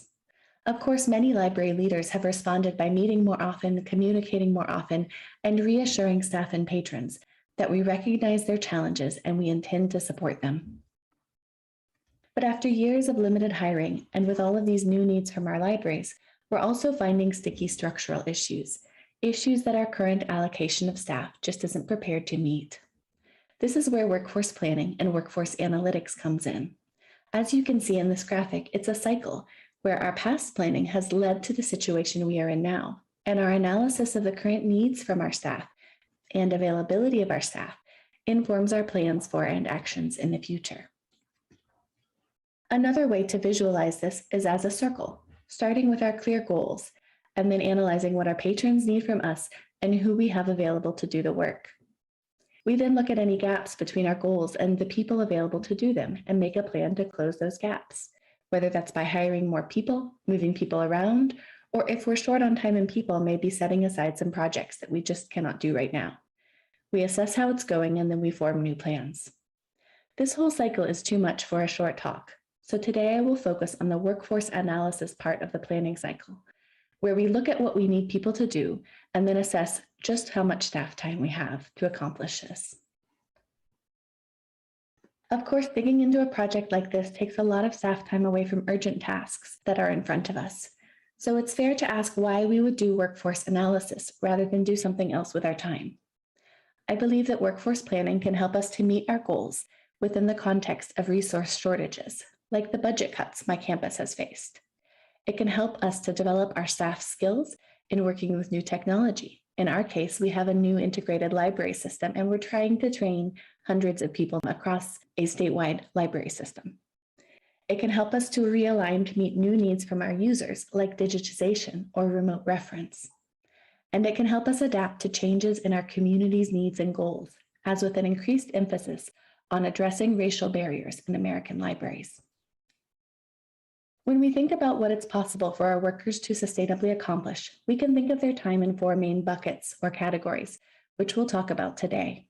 The first is productive time. This is time that they are available on the clock and working on core projects or providing core services, like lending out books through interlibrary loan or meeting with researchers. To get a sense of what these projects might be, you can look at the tasks we need to do to meet the core demands or responsibilities of our libraries. You could list them by quantity, frequency, or length of task. Of course, it seems like our tasks and responsibilities are endless, so we can narrow down our key tasks to those which are driven by demand from patrons, campus leaders, or other units in your library. Think about what you are being asked to do. How many workshops, trainings, or orientations are you asked to lead, and how much time does it take to prepare each event? How long does it take to respond to issues with your catalog or website? How much time does it take to order requested books or to fulfill interlibrary loan requests? Here I'll use an example from my work as a liaison librarian. I work on a team of librarians and staff who provide services and staff service points across our campus. I could start by looking at some of our major tasks, here advising researchers and teaching classes. We are already tracking our work in this area, so I have good assessment statistics I can draw on. In this example, across over 1,500 interactions, we can see that librarians and staff spend an average of a half hour in each reference session and an average of an hour on each class taught. If we times that by the total number of key interactions and then divide by the numbers of days worked, we get an estimated count of how much on average across all staff we are in these specific interactions per day. Of course, if you look at this average amount of time that our staff spends in teaching each day, you see that it's just that. It's an average across teaching and non-teaching days. Who only teaches for 14 minutes at a time? Because these statistics only capture average time in a direct interaction, it misses a large part of the work that we do. So if I were planning for my team, I would estimate how long other aspects of these interactions take, like scheduling a meeting, doing background research, setting up a library guide for a class, meeting with the actual readers, and then following up by sending them additional resources. This might mean that we spend more like an hour per scheduled reference appointment and more like 3 hours for each class taught. It all depends on what you consider is within that interaction. I can then put those numbers back into my original chart, which results in an average 2 hours per day that our staff spend on reference and an average 1 hour per workday that our staff spend on classes. So you can see how much this would vary just depending on the variables that I put in here, but it's going to get me a sort of picture of how much of our time is actually being spent on various kinds of tasks. Knowing this lets me set a rough labor standard for how many people need to be involved with a task and how long it takes to do that task. And again, this is really imputed according to my choices as somebody on the team that's charged with doing this. So I might be saying that in order to teach a class someone has already taught before, they need an hour for preparations, 30 minutes to adapt an existing library guide, an hour in the class, and 30 minutes for assessment and follow-up. That still gives them 3 hours for every 1 hour of classes. For original cataloging, we might assign so many minutes to catalog a book and so many minutes to be moving books or shifting between screens. An important thing in this process is not to take creativity and freedom away from your staff. Individuals are going to be happiest in their work when they have some discretion over how long they spend on tasks and flexibility about the order in which they do them. But it can still help to clarify expectations. If I'm told to create a new library guide for our library's website, should I copy an existing one and maybe change the links? Or should I take hours and hours to read up and write a new one? Either way can be correct, but different libraries will have different ideas about what's appropriate. Similarly, should I do research for half an hour a week or maybe 10 hours a week to meet my promotion requirements? That's going to depend on the library. Here we also need to pause. Before we just start counting up hours available per person per week and assigning tasks, it's really important to take a look at shrink. Shrink is in the second and third categories of our staff time. There are 2 types, on the clock and off the clock, which are important in planning what our teams can actually get done. On the clock shrink is often time when we are on the clock, we are on campus or we are working remotely, but it's all the little things that crop up in our day. So that could be taking a break, walking between meetings, checking email, calling tech support for a computer issue, chatting with colleagues, or tidying up the books. These are all normal, but they're not the kind of thing we can put in our reports as a show of what our library has done. For another example, we might look and say on average, our workers take 30 minutes walking between meetings if you're at a large campus, 30 minutes on emails, 20 minutes chatting with their peers, 30 minutes reading updates from the campus or the community that are important for their work, and 20 minutes on other odds and ends. Something like this would create about 2.5 hours per person every day of on-the-clock shrink, where people are doing normal workplace tasks, but they aren't on the core projects we have that we want to get done. So when we're planning how much time people have for core projects, we need to keep in mind a realistic number of on-the-clock shrink. This slack or idle time, which are other names for this sort of time in our day, helps our work to feel well-paced and it reduces burnout among workers. So it's important for the individual. It's also important for the organization. It gives us wiggle room to draw on during a surge of work or if suddenly we lose several staff, they've left or they're out sick. We need other people to have enough spare time to be able to temporarily absorb that work. The third type of staff time is called off-the-clock shrink. This is days when people aren't on the clock and working. Instead, they're off the clock and away for some reason, but we expect that they'll come back. In this case, workers are being paid often, but they aren't able to work. Perhaps they're on vacation, they're out on sick leave, or they're caring for a new child. They might have gotten leave to go to classes or to present at conferences. This is great. These are important for our staff and these make us better libraries, but we have to plan for it. It means that the person isn't available for work that day. This is really critical when we look at work across a team or across a whole library. For instance, if you have 20 workers who each get 5 weeks of leave a year, that means 1.5 people on average will be gone every single week of the year. This means the number of full-time workers you have isn't 20, it's more like 18, and we need to plan our work accordingly. Again, I will emphasize that a healthy library asks for and assigns people meaningful work, yet we plan for people to care for family, go on vacation, and find jobs. This is normal and this should be supported. At one library I worked at, staff were promised 30 days of paid leave in their work contracts each year. But the managers still didn't want anyone to take leave because they felt like the work wouldn't get done and the circulation desk would not be covered. This is poor planning on the part of leaders. We need to plan for enough coverage of our tasks and service points that we can operate smoothly even when several people are out at once. Perhaps you have one person on family leave, somebody else who left for a job, somebody else taking vacation, somebody else in classes. This is normal and our library needs to plan for it. A fourth category to plan for in terms of workers' time is time to replace. This is when workers have left for some reason, and we are in the gap between when they have left and when somebody else is hired and fully trained. When a librarian or a staff member leaves, it may take from 6 months to 2 years to get approval to replace the person, post a job, review applications, interview, offer a job, process the paperwork, wait for the person to start, and then fully train the new person. If you have high turnover, perhaps because people cannot advance at your library, because they retire, because their family needs to move, because it's too expensive to live in your city, or because they found another job or career, then you might find yourself losing several people each year. If you lose 2 people each year, plus already have some people on leave for other reasons, you could be down 2 to 4 people every week on a 20-person team.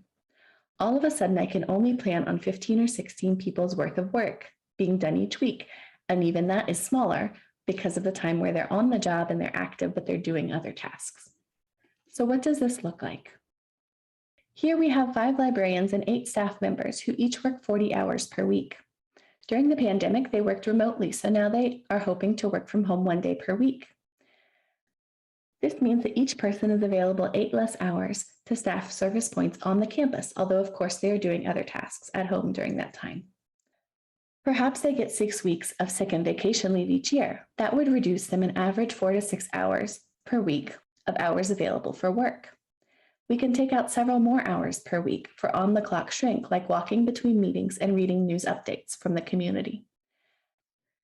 And we can take out at least several hours per week for training, figuring that they will be attending webinars or attending conferences a few days per year. Finally, we assume that we lose 1 to 2 hours per day on average, given our estimates of how often people leave this job and the time it takes to replace them.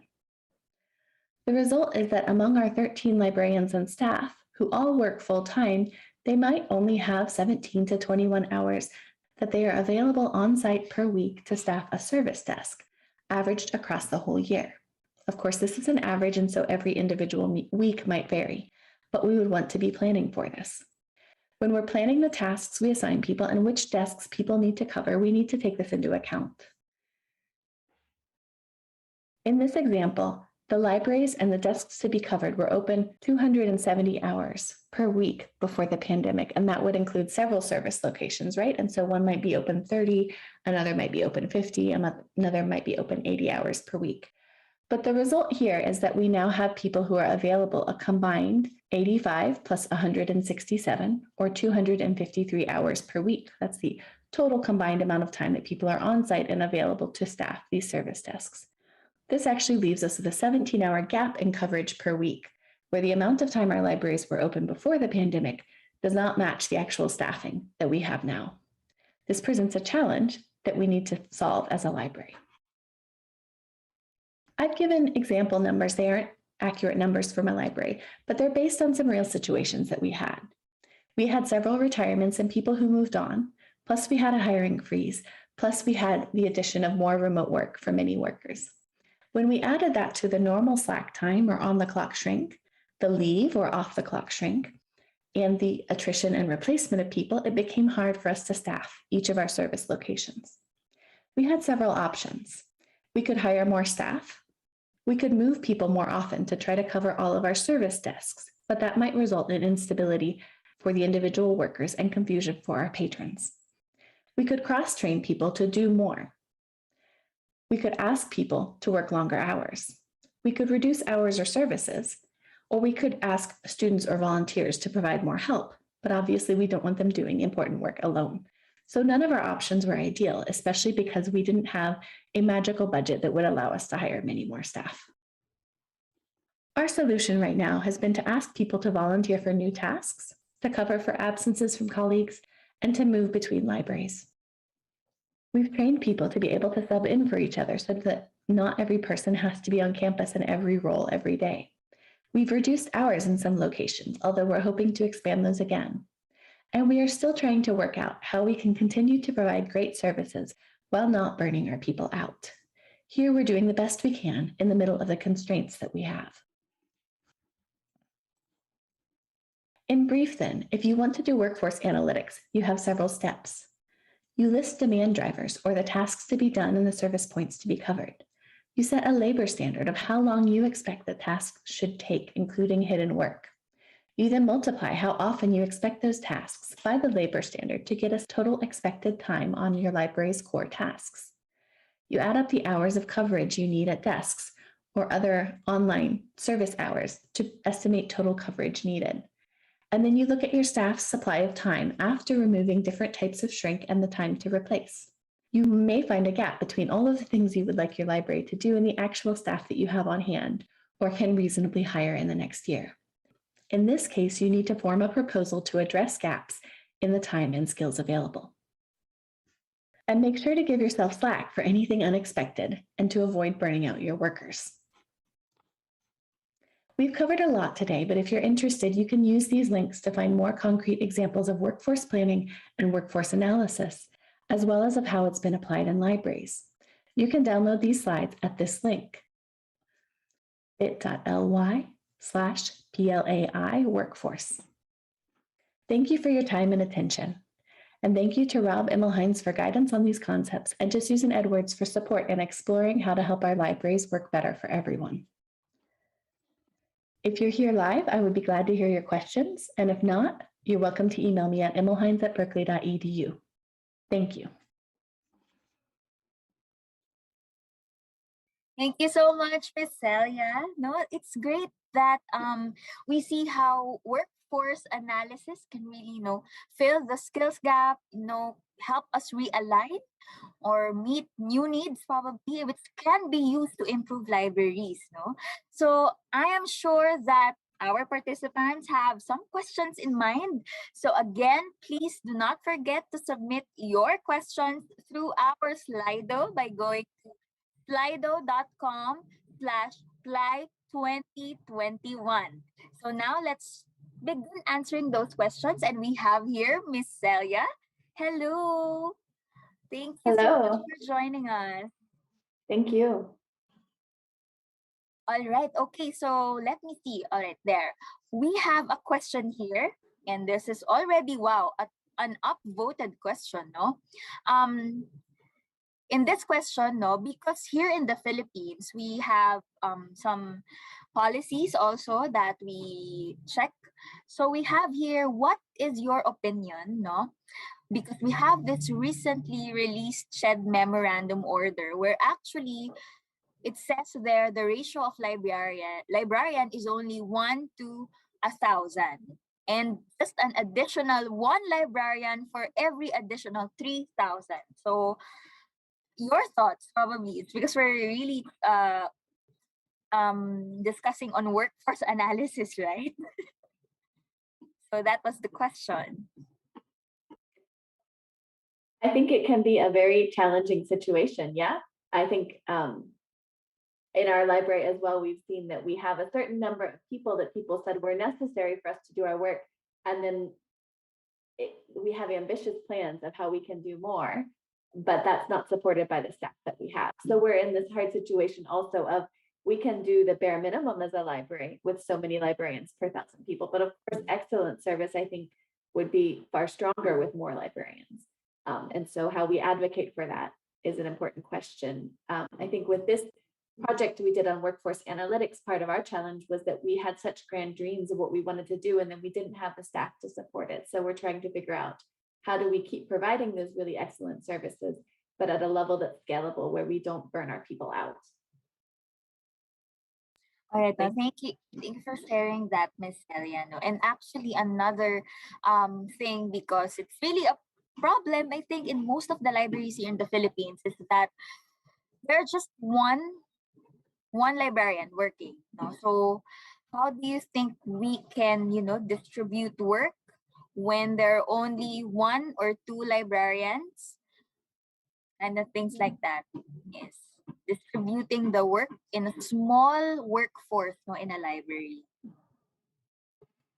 I had this situation when I was a school librarian in Kazakhstan because we had one, maybe 1.5 people. It really wasn't enough.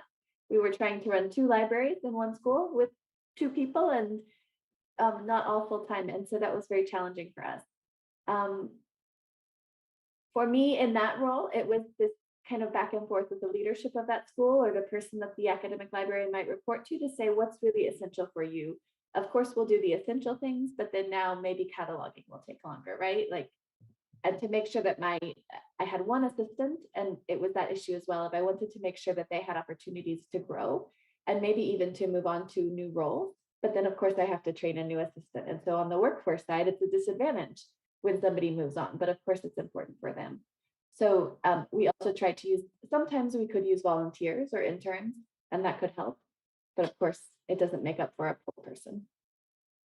Yeah, I think I will just add, we talk a lot in the US right now about about vocational awe. We have this idea from Fobaji Ettar, which is that we just have to keep doing more and more because our profession is so important to society. And I think that can really hurt when you're a solo librarian, because now you have to do everything and it's not possible.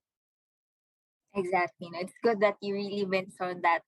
Right now, the people are really realizing the relevance of the work that we do, especially now that we're in this kind of situation, no? And I think we have one question here, no? An upvoted question again. So it says here, so where do you go from this analysis? No, are you making changes? Are you making recommendations to the admin? Yes. Yeah, so we have cut hours in the library I work in because we simply don't have the staff.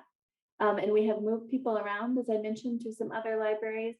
But it's very hard, and I'm sure you've encountered it in your libraries. When you say we have to do less, people say, oh, you can't do less. And then you say, but we need more staff. And they say, but we can't give you more staff. And you say, but the number of staff we have can't do that work. And administrators just look confused at that point. So it's challenging, but we are having those conversations to say we understand all of this work that needs to be done. We want every student to meet with a librarian. We want every book on the shelf. But it may take longer. And that's the big thing I think we're doing to change is to slow down how long things take if it's essential, but we don't have enough staff. Okay, thank you, Ms. Ellie, for that. I think we only have, one question, no, for this particular session, this round of discussion. And let's see here. We have here a question, no, ma'am, as the leader of your library, as a librarian there, how do you assess when your staff are already burned out? We have done surveys. We have had anonymous feedback forms because if my library is a little bigger, it's not one person. If it was one person, I would talk to the one person. We are finding very, very high levels of burnout.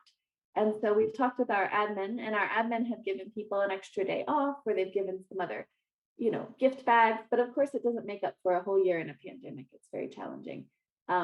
So I think for me, it has been encouraging, even if the more openly we can say, we know everyone is burnt out and we're trying to change it. It's, at least admin can say that, at least people can hear. And if we can start making changes, so we've taken certain days of the week and we've made them no meeting days. So a Friday afternoon, no meetings are allowed. We know people have so much work already. I think there's small things like that we can do that might help reduce that burnout. Well, that's good, no, that there are some cases and some initiatives also that helps our staff, our librarians to be able to manage, the burnout that we are experiencing during these trying times. No? So I guess that's it right now for this particular session. I'm sorry for our participants if we cannot really accommodate a lot of your questions right now. But as mentioned earlier in the presentation of Celia, if you have any more questions, feel free to reach out also to her. So thank you so much, Ms. Celia, for joining us today. And once again, would like to award you also our certificate of appreciation. So let me just read that one again. The Philippine Librarians Association Incorporated, in partnership with the National Commission for Culture and the Arts, through the National Committee on Libraries and Information Services and the National Library of the Philippines, awards the Certificate of Appreciation to Celia Emma for being our resource speaker during the PLAI National Congress 2021 with the theme Outcomes, Outreach, Outstanding, held online from November 23 to 26, 2021. Given, of course, this 26th day of November, signed by the Executive Vice President, Elisa V. Garcia, and PLAI President, Emma M. Ray. Thank you so much, Ms. Celia. Thank you. Thank all of you. Thank you. All right. Okay. So we're down to our last speaker for this morning session. And our next speaker completed her Archives, Museum, and Library Science bachelor's degree at Ionian University in Greece. She worked for 8 years at the Electrical and Electronic Engineering Library in Aristotle University, Greece, and she earned her master's degree in digital libraries and information services from the University of Boras in 2015. And in the same year, started working at Nazarbayev University as a reference and subject librarian for the humanities and social sciences. And during her studies, she also received an Erasmus scholarship for an internship at the Dunhuang Project in the British Library, UK. And she's now working at the Georgetown University in Qatar as an instructional librarian while studying towards a media and communications in the creative industries master's degree from Malmo University, Sweden. Everyone, to talk about assessment online using data to improve library instruction, we have Pachalia Terzi. Hello everyone, and thank you for inviting me to be part of this conference. My name is Paschalia Terzi, and I'm instructional librarian for 3 years now. I'll talk a little bit about the institution where I work, which is a small bachelor granting university. We only have about 400 undergraduate students. It's a branch of an American university overseas, and it's extremely diverse. The students come from very different geographical, social, and educational backgrounds. We do have a lot of students from the Philippines, actually, and from South Asia. Library instruction takes place for newly admitted students even before they come to the university itself. In the past, it used to be a part of the program where we welcome new students that was organized from all the departments of the university. And there was a learning activity in the library building, which was face-to-face, and the learning objective was mainly the students to become familiar with the library spaces and the services we offer to them. We call it new student orientation, and it used to span more than a week, and its purpose was to familiarize students, especially those coming from different countries outside of the one that we are based in, the culture, the city where they would be living for the next few years, and of course the university building and its services. The learning activity of the library lasted about an hour and had to be administered in multiple sessions to cover all the new coming students, which are about 100 every year. We used to have a very good attendance for this, and students were excited to learn about the library. We had the opportunity to personally meet the students, so closer links we believed were forged. Last year, due to the pandemic, we were forced to move all the new student orientation operations online. The students were still in their home countries when they first started getting familiar with the library. So the form of this new student orientation program that took was the following. A Canvas course, which is an online learning management system for those who are unfamiliar with the program, was created that contained multiple modules or parts of instruction. All departments in the university contributed so that students have the same experience as when they were on campus. They learn about the building and the services offered, such as IT, student development, and the library. The library was part of the course and had its own module. The module is comprised of content where we create images and text explaining both parts of the building that will be used by the students when they finally arrive, such as the printers, the library stacks, with the books and the services like library catalog, how to use it, library consultations, etc. And also had a quiz component, assessment component, where students were asked to answer questions based on the content presented earlier. To recreate the experience of a live interaction, we also arranged for a video meeting via Zoom, which comprised firstly of a short introduction to the librarians themselves, me for example, and a repeat of the library website and services, and a short learning activity where students were asked to form groups online via they have a breakout rooms feature in Zoom where students can be grouped into small teams online and undertake a kind of a digital scavenger hunt on the website of the library. The same format for welcoming new students was employed for this year as well. Several of the COVID restrictions continued well into the new academic semester.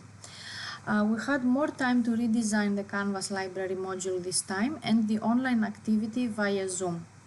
The first change was that we expanded the learning objectives, basically what we wanted the students to learn through the course.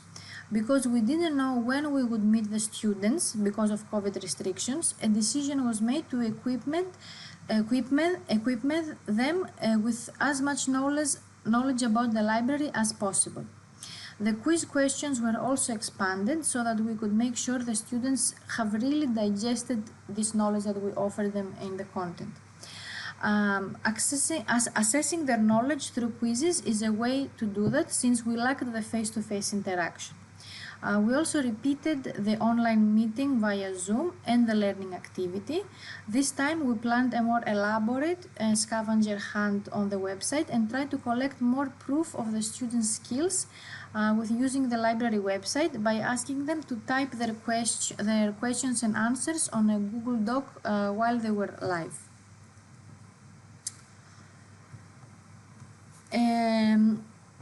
We hope that we gave students a good place to start using the library even before the courses of the semester started. That is vital because many students had problems coming in the country because of COVID, so they had little opportunity to meet us and learn about the library. Library instruction, of course, is not limited to the pre-arrival program. That is just a taste. We visit classes throughout the semester to teach students how to use advanced features of the library catalog, how and why to use databases, and also how to evaluate sources, which is very critical nowadays. Moreover, the library participates in a program that runs throughout the first year of a student's studies called first year experience that helps students cope with academic life, teaches them life skills, and takes them around the city and the country to familiarize them with the culture and the geography. The library participates usually with workshops like teaching students how to use citation tools like Zotero, or how to fact check or evaluate the news sources or other internet sources. Let's go back now to the purpose of this talk, which is about assessment. The new student orientation has provided me with a good opportunity to gather data about the interaction of students with the library. And that's why I thought it would be useful to first explain the process. But let's turn now our attention to assessment. So, according to Gracian and Kaplovich, to improve, the purpose of assessment is to improve both learning and teaching. We assess, review and revise because we want to find out and document whether or not our instruction has been effective and which methodologies, technologies and materials work best in particular environments and for specific purposes. So this is all from their book, Information Literacy Instruction. Specifically for the department I work with, the purpose of assessment is to improve instruction and hopefully subsequently increase the knowledge of students around information literacy. Generally, researchers group assessment types into two groups, formative and summative, and it is possible to get data from both types while conducting online instruction, whether it is synchronous or asynchronous, as we will see later in this presentation. Basically, formative assessment is when the assessment results are obtained at the same time that instruction is given. This is ideal for synchronous learning, for example, the learning activities I described before that take place via Zoom. Summative assessment, on the other hand, is when assessment results are obtained after the time of teaching, and the student usually takes some form of test that assesses how well they have digested the material after the instruction has taken place. It's a good type to check for application of skills as well. The Canvas module quizzes I briefly described previously would probably fall under this category. Although library instruction content since the pandemic has to be online for many of us librarians, design principles should be followed as we do with live classes. The backwards design method is the one we follow at our library and is also the one recommended by the American Library Association. The second step in this method actually is the assessment part of our information literacy teaching, which is, I think it's great. Because it prioritizes assessment over content and makes sure we check what our students have learned and we don't burden them with content that is unnecessary. This is very important in these days when time is precious and people spend so much time online that they get overwhelmed quickly. And specifically, we had a lot of feedback like this from our students that if the content was like something that is too much, that is repeating things from before, that it's not engaging, then they get even upset. Assessment designed well can be therefore engaging and not just useful. And in my experience, it is at least as easy to conduct online as when we used to teach face-to-face. For this presentation, I will focus on three streams of library instruction assessment data that we obtained throughout our recent experiments with online instruction. The first stream, data from Canvas quizzes and usage statistics, can be obtained, as mentioned before, from the Canvas Learning Management System, where our library instruction module was located for both the last 2 years. The second stream is the Zoom assessment data.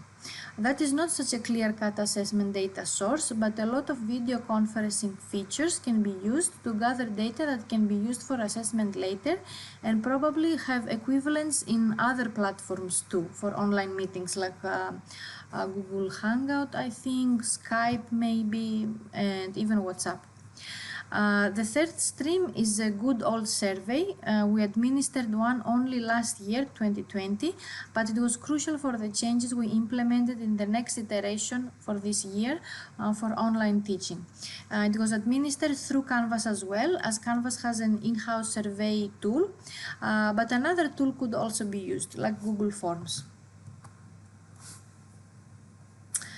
Now, Canvas offers a wide variety of quiz question types, especially in the new edition of new quizzes, which is the one we used for both of the pandemic years.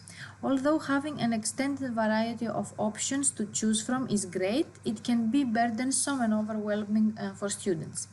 Some might not be familiar with the type of question the quiz is asking them to answer, and they might need added information in order to understand how to complete the question, right?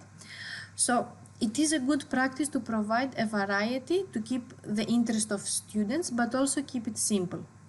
Another consideration is accessibility issues. We faced this with a hotspot type of question. So students who might have eyesight difficulties would not be able to complete the quiz. For this, we had to check with admissions to make sure we didn't have any students with such considerations, and we could go ahead with this type of quiz. But we do need to check for compatibility every year and apply changes if needed. The types of questions we ended up using are highlighted in red, and I'm just giving you the whole range of questions available in Canvas just to have a general view. So we used categorization, hotspot, matching between two groups, multiple answer and multiple choice, ordering, and the simple true or false. After the NSO Canvas course was completed at the beginning of the semester for all students, we had the opportunity to check the results. The first measurement to take into account is, of course, how many of the students out of the total who registered for the bachelor's had actually completed the quiz. Although students are strongly encouraged to complete all the modules, including the library one, it is not obligatory. There is a straightforward number for this in Canvas, but checking the usage statistics could also be useful for students who at some point did try to take the quiz but did not complete it. For the library quiz this year, fortunately, all students completed the quiz. And you can see the picture here is the first picture of who completed the quiz, and then you have chunks like sections based on the results which students completed were able to score which score. Right, so it kind of arranges it according to score, and then each bar gives you the number of students that scored that grade. Another measurement in the results of each question are the success rates are clearly displayed in the report section of Canvas. So it's the second picture I'm giving you here. Canvas provides 4 different measures for quiz question results, but we are mainly interested in the last one, which is the average score of all the students who answered this question. So you can gauge here how many students were actually able to answer that question. Participation numbers and completion numbers influences our lesson plan for the first semester students. How many things from the online module need to be repeated during the live classes when the semester starts, right? Overall score numbers, since there is no lower limit where students are cut off and asked to maybe repeat the test This measure gives us a picture of how many students will need extra help with library usage during the semester. It affects lesson plans, but also how we design our library guides and how we conduct our consultation. For example, if we have, let's say, half of the students scoring less than 75%, as we saw in our previous graph here, it probably means that we need to pay a little bit more attention which specific questions they had problems with, and then kind of anticipate questions about these questions that were not being able to be answered. So the third example is specific questions where students had problems answering them. It could be because the type of the question they were not familiar with it. For example, the hotspot, some people might not be familiar with it, as we discussed previously, and they needed instruction on how to complete it, which we did try to provide in the description of the question, especially the second year. But also it could mean that it's a piece of information they have trouble understanding and digesting ultimately, and we will need to pay extra attention during the semester. An example of such a result is the question about how can they find the content information of their librarian, because we kind of arrange librarians according to course, so they should know for each course which is their librarian. So we made sure that we repeated this information at the start of each class we gave for first year students in the semester to make sure they know how to find us, how to find our emails, our offices, and our telephone numbers. The main form of assessment in Zoom, so let's now talk about Zoom. The main form of assessment in Zoom or other online meeting platforms is formative assessment, which most closely resembles the face-to-face interaction we usually have in classes. The first measurement library instructors who conduct such assessment is participant numbers and overall time participants spent in the meeting, which you can check in Zoom, in your Zoom account. I'm not sure if other platforms offer this. These numbers matter because along with the data gathered from Canvas, we could calculate how many students hadn't had any library instruction.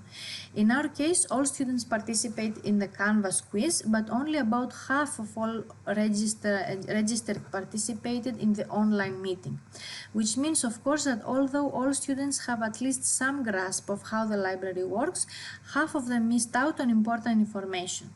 Therefore, we took the decision again to have a short section at the beginning of our library session for first year students, where we repeat some basic information about the library so we can make sure we bring all the students at the same level of knowledge.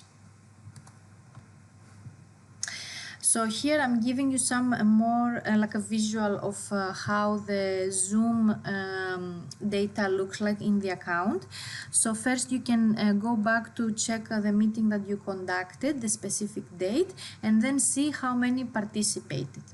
And then you can break down this information because some people might log in and then log out. You have an option here to limit to unique users, and then you can also see the time they spent on the meeting. Another very useful tool Zoom provides for assessment is polls, live polls. You can create a simple poll before the meeting and ask your participants questions that relate, for example, to prior understanding. You want to check prior understanding. This is what we did for our new student orientation Zoom learning activity.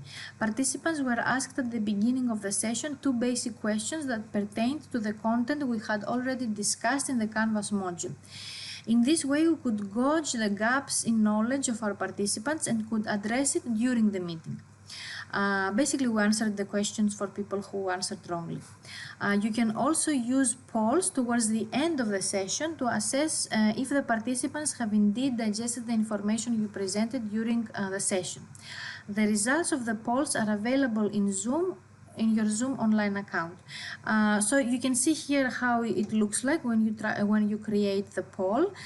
You can have like a simple yes or no question. You can have a multiple choice question, and you can also show the results live to your participants while the meeting is still going on.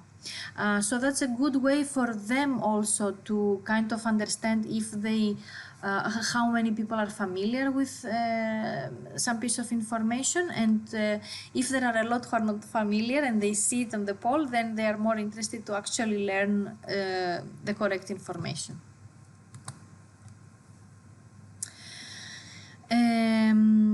There is a chat function in Zoom as in other online meeting platforms. It is not, of course, designed as an assessment tool, so there are some inherent limitations to using it as such. The first one being that it's not systematically structured, and any data you get from your chat, you will need to decide how you want to use them and then systematize them in some way. You could use it, for example, as an interview, as you would treat interview data. We haven't used this tool systematically, but it is useful again for formative assessment. You can gather the answers of users in the chat when you pose a question to them during the meeting, and you can either have someone keep notes, so not the speaker, or copy paste the text in some kind of notebook. You will need to keep track of the questions as well, which can be tricky because sometimes you will ask questions without having planned them beforehand. You just thought of them in the spur of the moment and the conversation of the students. On the other hand, it's a great opportunity to gather data you might not even have imagined that you needed, right? Like from the questions they pose you during the meeting. And the final way to gather data for assessment is good old surveys. We did have our hands on this kind of data in the previous year, 2020, the first year of the pandemic. A survey was administered not by the library, but by all the departments who participated in the Canvas course for the first year students. And one of the categories was questions that concerned the library online meeting. We were lucky enough, the students rated the meeting very highly above all the rest, and we were quite happy with that result. They stated that the library activity was the one that they mostly remembered from the rest of the departments, and that it was useful for them. One thing they noted was that they would like even more content available in Canvas course on how to conduct research using the library catalog and e-resources, to which we obliged this year and provided more content on library skills. As I mentioned, we expanded the learning objectives and the content itself and the quizzes were much more than last year.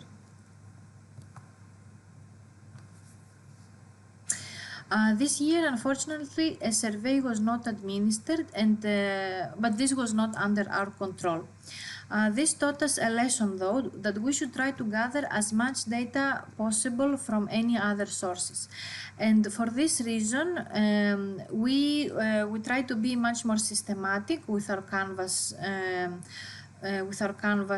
data, not just participation and scores, but we broke down each question, checked which students had problems with it, which questions might be difficult for them, or they might be a concept of academic libraries that they haven't become familiar with already since their school days, etc.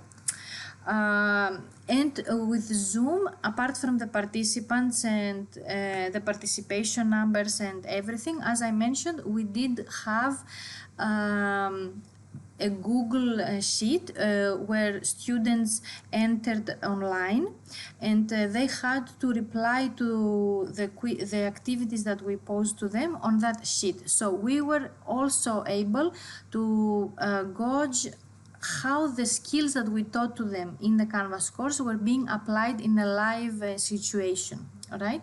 Like if they could actually find, let's say, a journal article, if they could use the filters in the catalog, etc. Of course, again, this happened only for about half or 2/3 of the students, because we didn't have all the students participating in the Zoom meeting. But at least you know that a large chunk of our newly registered students have become familiar with the library. So, I want to close my presentation with some final thoughts on assessment and its relation with librarians. We usually don't actually get many opportunities to conduct direct assessment like a teacher or a professor would. And that relates mainly to our position in the education system.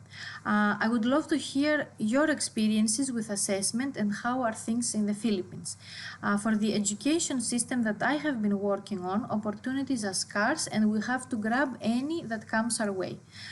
Fortunately, the pandemic was a blessing in disguise on this issue, and we were able to deploy the online component, which helped us gather more assessment data that we would usually do. A final thought is the place of assessment in education.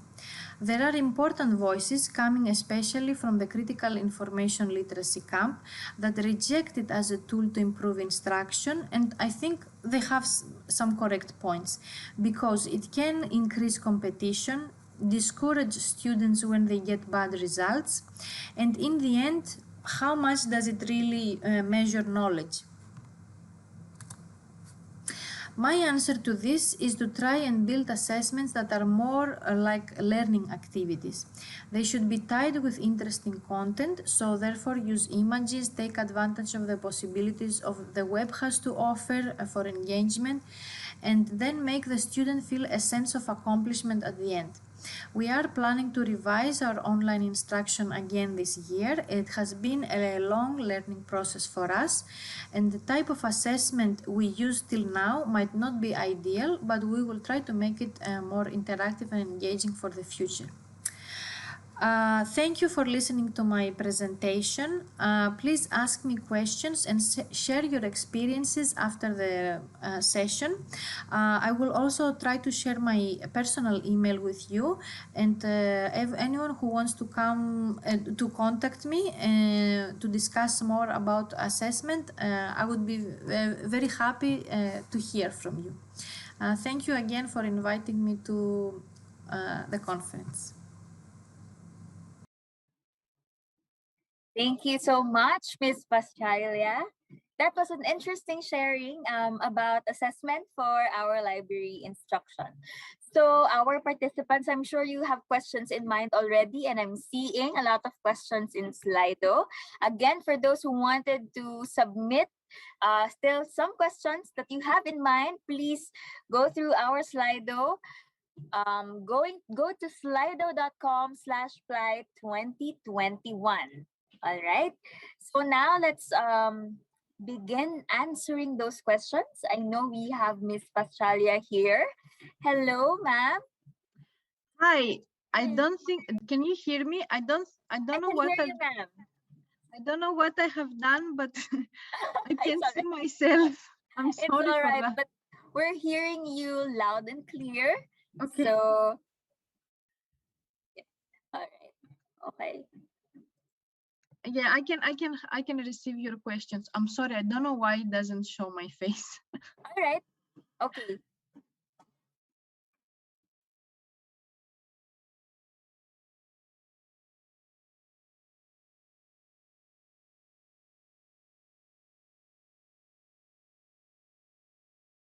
I'm trying. All right. So just try to do that. So Yeah, again, I chose none, but it's still not none, working. but it's still there. Yeah, let me try another one. But No, I think that's okay. But we are still hearing you loud and clear, no, ma'am. okay. All Yes. right. Okay. We actually have questions, no, for you from our participants. I think they're very interested with what you shared. So let's go to this one question voted by many participants, no. Yes. What options can you suggest, no, to libraries or librarians who does not have subscription to Canvas? Because you've shared that one earlier, right? Yes, I was expecting this question, but I know there is another tool like this, like a learning management system. It's called Moodle, and from what I know, it's free, but you do need to have someone to install it, like an IT person. You still need to do that. And I'm pretty sure that in the future there will be more openly accessible systems like that. But as far as I know, for now it's Moodle. I don't know anything else. But if someone needs help, I would be very happy to research on the subject. Yes. Okay, so thank you for that, Miss. No, and another question here. No, this is the earlier question was from Mr. Eugene Jose Espinosa. Now, this next question is from Mr. Roderick Ramos, who is in Batanes State College. The question is, are you critical in choosing instructors for your library instruction? Does everyone in your library teach? And do they enjoy doing library instruction? Okay, that's an interesting question. Actually, we have, let's say, the arrangement in my library. We have let's say, librarians and assistant librarians. And the people who do the instruction are the librarians, people who have a master's in libraries, and they have some kind of subject expertise. For example, I am assigned to politics and government, other people are assigned to history, some in economics. So when you go to teach, of course, we do what I presented is the basic teaching we do for all students when they come in the library. But then usually our teaching takes the form of subject, right? Like we will teach specific databases for economics or history, etc. If they enjoy, I mean, this I cannot say because I don't think anyone asks specifically this question, but we do have like some kind of self-evaluation and how we can improve. But basically everyone who is like a subject librarian has to teach. Yes. All right. No, thank you for that sharing, Ma'am Pachalia. Now, I think we just have time for one last question. All right. Okay. Since you're using data from users and students, how do you then deal with data privacy issues? So yeah, that's a very good question, and we would have this problem if we use them like for publication. So that's why I tried in this presentation, for example, you see I didn't bring any names, everything was anonymized, and then I just presented data that was like somehow like grouped into categories because there is this privacy issue. The policy is that we don't up to now, if you don't if you plan to do like a research, you need to have the institutional research board to give you like a license to do that, but that would be like a very long process. So how we keep the privacy is that we try not to share it outside of our department, and meaning not just library, but also outside of the librarians who do this kind of assessment. And yeah, I mean, we don't try to see, okay, which student scored less so that we can remember who it is and then kind of reprimand them when they come to the library. No, we don't do that at all. As I said, we just try to incorporate into our lesson plans during the semester some things that we repeat. And then during the live classes, you will then check out during the formative assessment, you will see who has problems understanding something or completing a task. And then you will help that person at that point of time. Yeah, we don't reach out to specific students who scored less to kind of offer them something. I had this idea that maybe we could do it, but they told me that maybe the students will feel bad actually, that they will be singled out as bad students, let's say. So yeah, we don't take this approach at all. All right. So thank you for that sharing, Miss Paschalia, no? And to all our participants, no, I'm sorry we cannot accommodate all your questions, but I think Miss Terzi already shared that you can connect with her if you have any more questions. So at this point, we'd like to award you our certificate of appreciation. Thank you so much, Miss Paschalia, for that. The Philippine Librarians Association, incorporated in partnership with the National Commission for Culture and the Arts, through the National Committee on Libraries and Information Services and the National Library of the Philippines, awards the Certificate of Appreciation to Paschaya Terzi for being our resource speaker during the PLAI National Congress 2021 with the theme Outcomes Outreach Outstanding, held online from November 23 to 26, 2021. Given this 26th day of November 2021, signed by the Executive Vice President Elisa V. Garcia and PLAI President Emma M. Reid. Thank you again, Ms. Paschalia. We'll keep in touch, and thank you so much for joining us today. Thank you. Bye. Thank you. Okay, now at this point, let's check this video from one of our sponsors, the Knowledge Lab.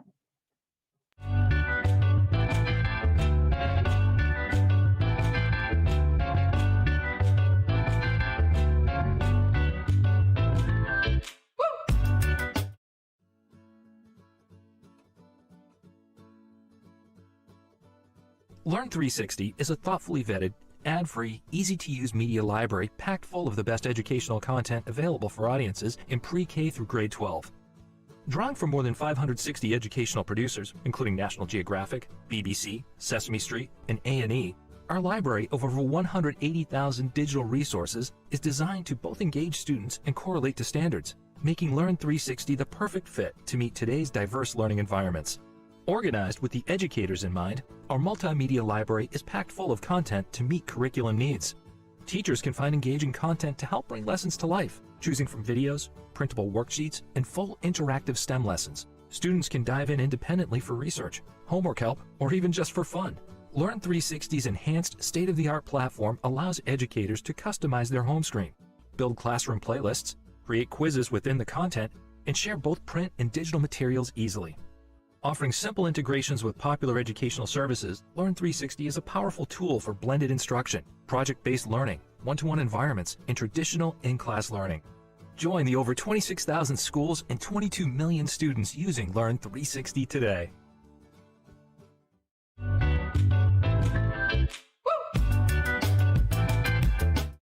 Source reference is the ideal starting point for students looking to take their first few steps in academic research. Source brings together two components necessary for anyone starting a project: instructional content teaching research skills and citable, fact-based background information on any topic. Students can build their information literacy abilities and utilize those skills for research, all in one convenient platform. Source's Research Skill Builders is a collection of 30-plus videos and tutorials designed to teach students how to conduct research responsibly. Developed by librarians and mapped to Common Core and AASL standards, Research Skill Builders help students understand every aspect of the research process, from narrowing a topic and search strategies to writing and citing information properly. New and updated content is added every year to address relevant and timely topics, from evaluating and using images to digital citizenship. With the tools they acquire using Research Skill Builders, your students can dive into the rich resources of Source Reference with confidence. Like an academic alternative to Wikipedia, Source Reference offers vetted, trustworthy background information on any topic you can think of, from the sciences to history to literature. Explore millions of full-text articles written by experts from hundreds of ebooks, offering thousands of images. Take advantage of user-friendly tools to cite, share, and print information. Explore connections between topics using the interactive mind map feature. Once your students have gathered the basic information needed to get started, Source Reference encourages them to continue their research in the library's other trusted resources seamlessly with one click. By pointing your students to a platform that brings together all the important elements of the research process in one place, you free up your own planning and classroom time for developing high-impact learning and active practice sessions. For more information on Source Reference and how we can partner with you, please contact us.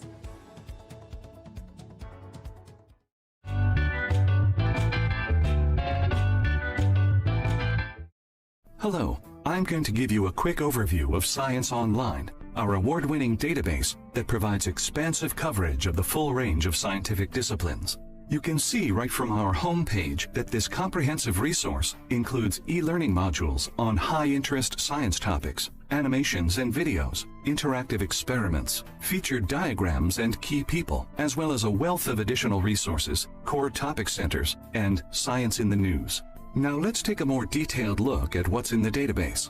If you click on the Sources link in the menu, you'll see right up front that the database includes close to 65,000 articles from an extensive list of encyclopedias, reference books, chaptered narratives, research guides, and journals. If you scroll down and click on a book title, like Germ Theory 2nd edition, you will see the complete table of contents. All of these articles, as well as articles from hundreds of other books and journals, are included in this comprehensive database. Next, let's click on the Images tab. Here you will see that we include more than 9,000 images and diagrams from such well-known sources as NASA, the Library of Congress, NOAA, and the U.S. Department of Agriculture, as well as other prestigious photo archives and collections. Need a photo of the historic Apollo 11 moon landing? You'll find it here. Looking for a diagram of Earth's climate system? You'll find it here too.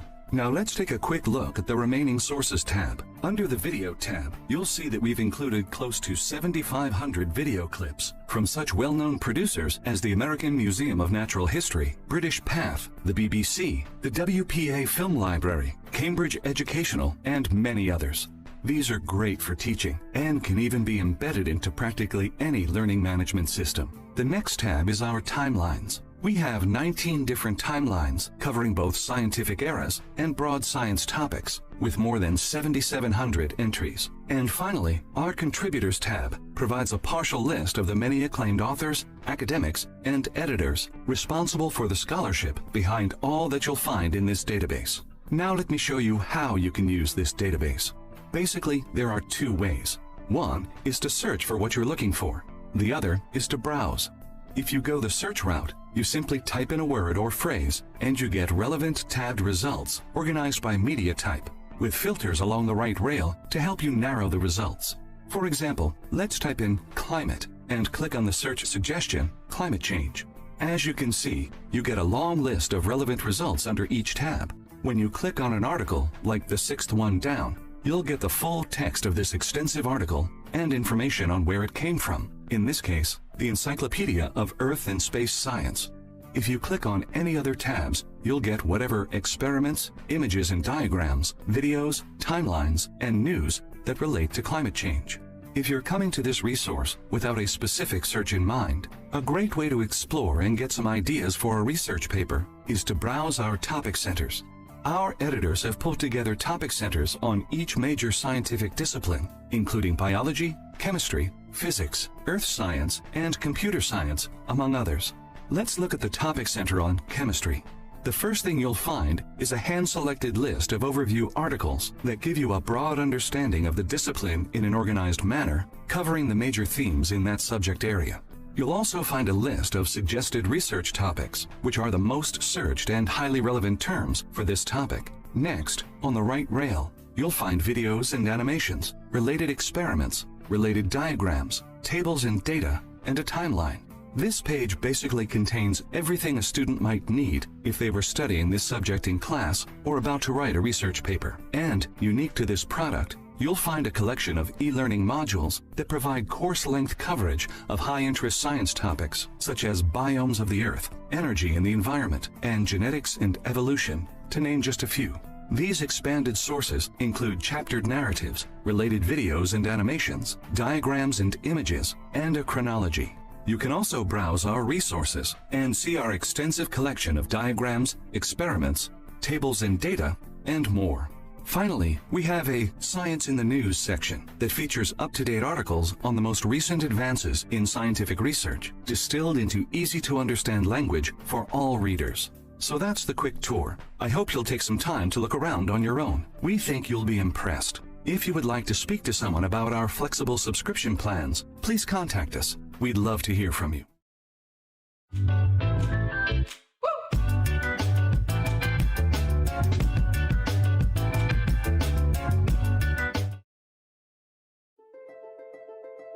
Films on Demand is a multidisciplinary research-focused streaming video service providing unlimited access to over 40,000 videos with public performance rights, carefully curated with a single guiding principle: provide every academic department on campus with the most essential video content for their field of study.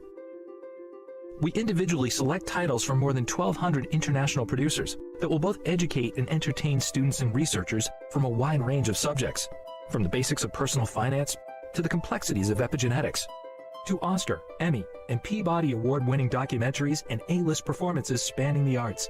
Films on Demand brings the highest quality content directly to your students. Add streaming video to any course in any subject. Browse or search our intuitive interface. Build and share playlists. Add personalized video introductions for your coursework playlists. And create quizzes within individual videos. Fully indexed in Discovery, Films on Demand can also be integrated into LibGuides or any LMS with embed codes or LTI integration options. Add streaming video from Films on Demand today.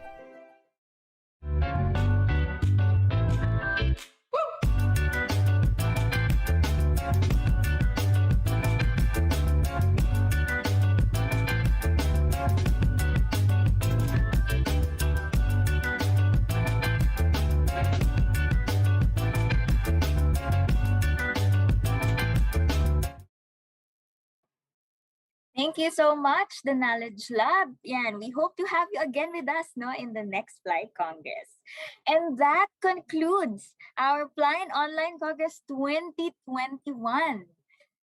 With the presentations we've heard in the last few days, I think our key takeaway of this entire Congress is that libraries are still able to adapt and make the best out of the situation. The presentations that highlight various outcomes and outreach initiatives highlighted the outstanding value of libraries to our communities. And with that, on behalf of the team, thank you so much to all our participants from the Philippines and across the globe who joined in this Congress. We are very happy that you are all here. So once again, the certificates of participation will be sent out all the participants after you have filled out the evaluation form and answered the assessment questions. And please be reminded as well that the recording of the online Congress will also be made available on our Moodle site, webinars.plai.org.ph. And that concludes today's presentation.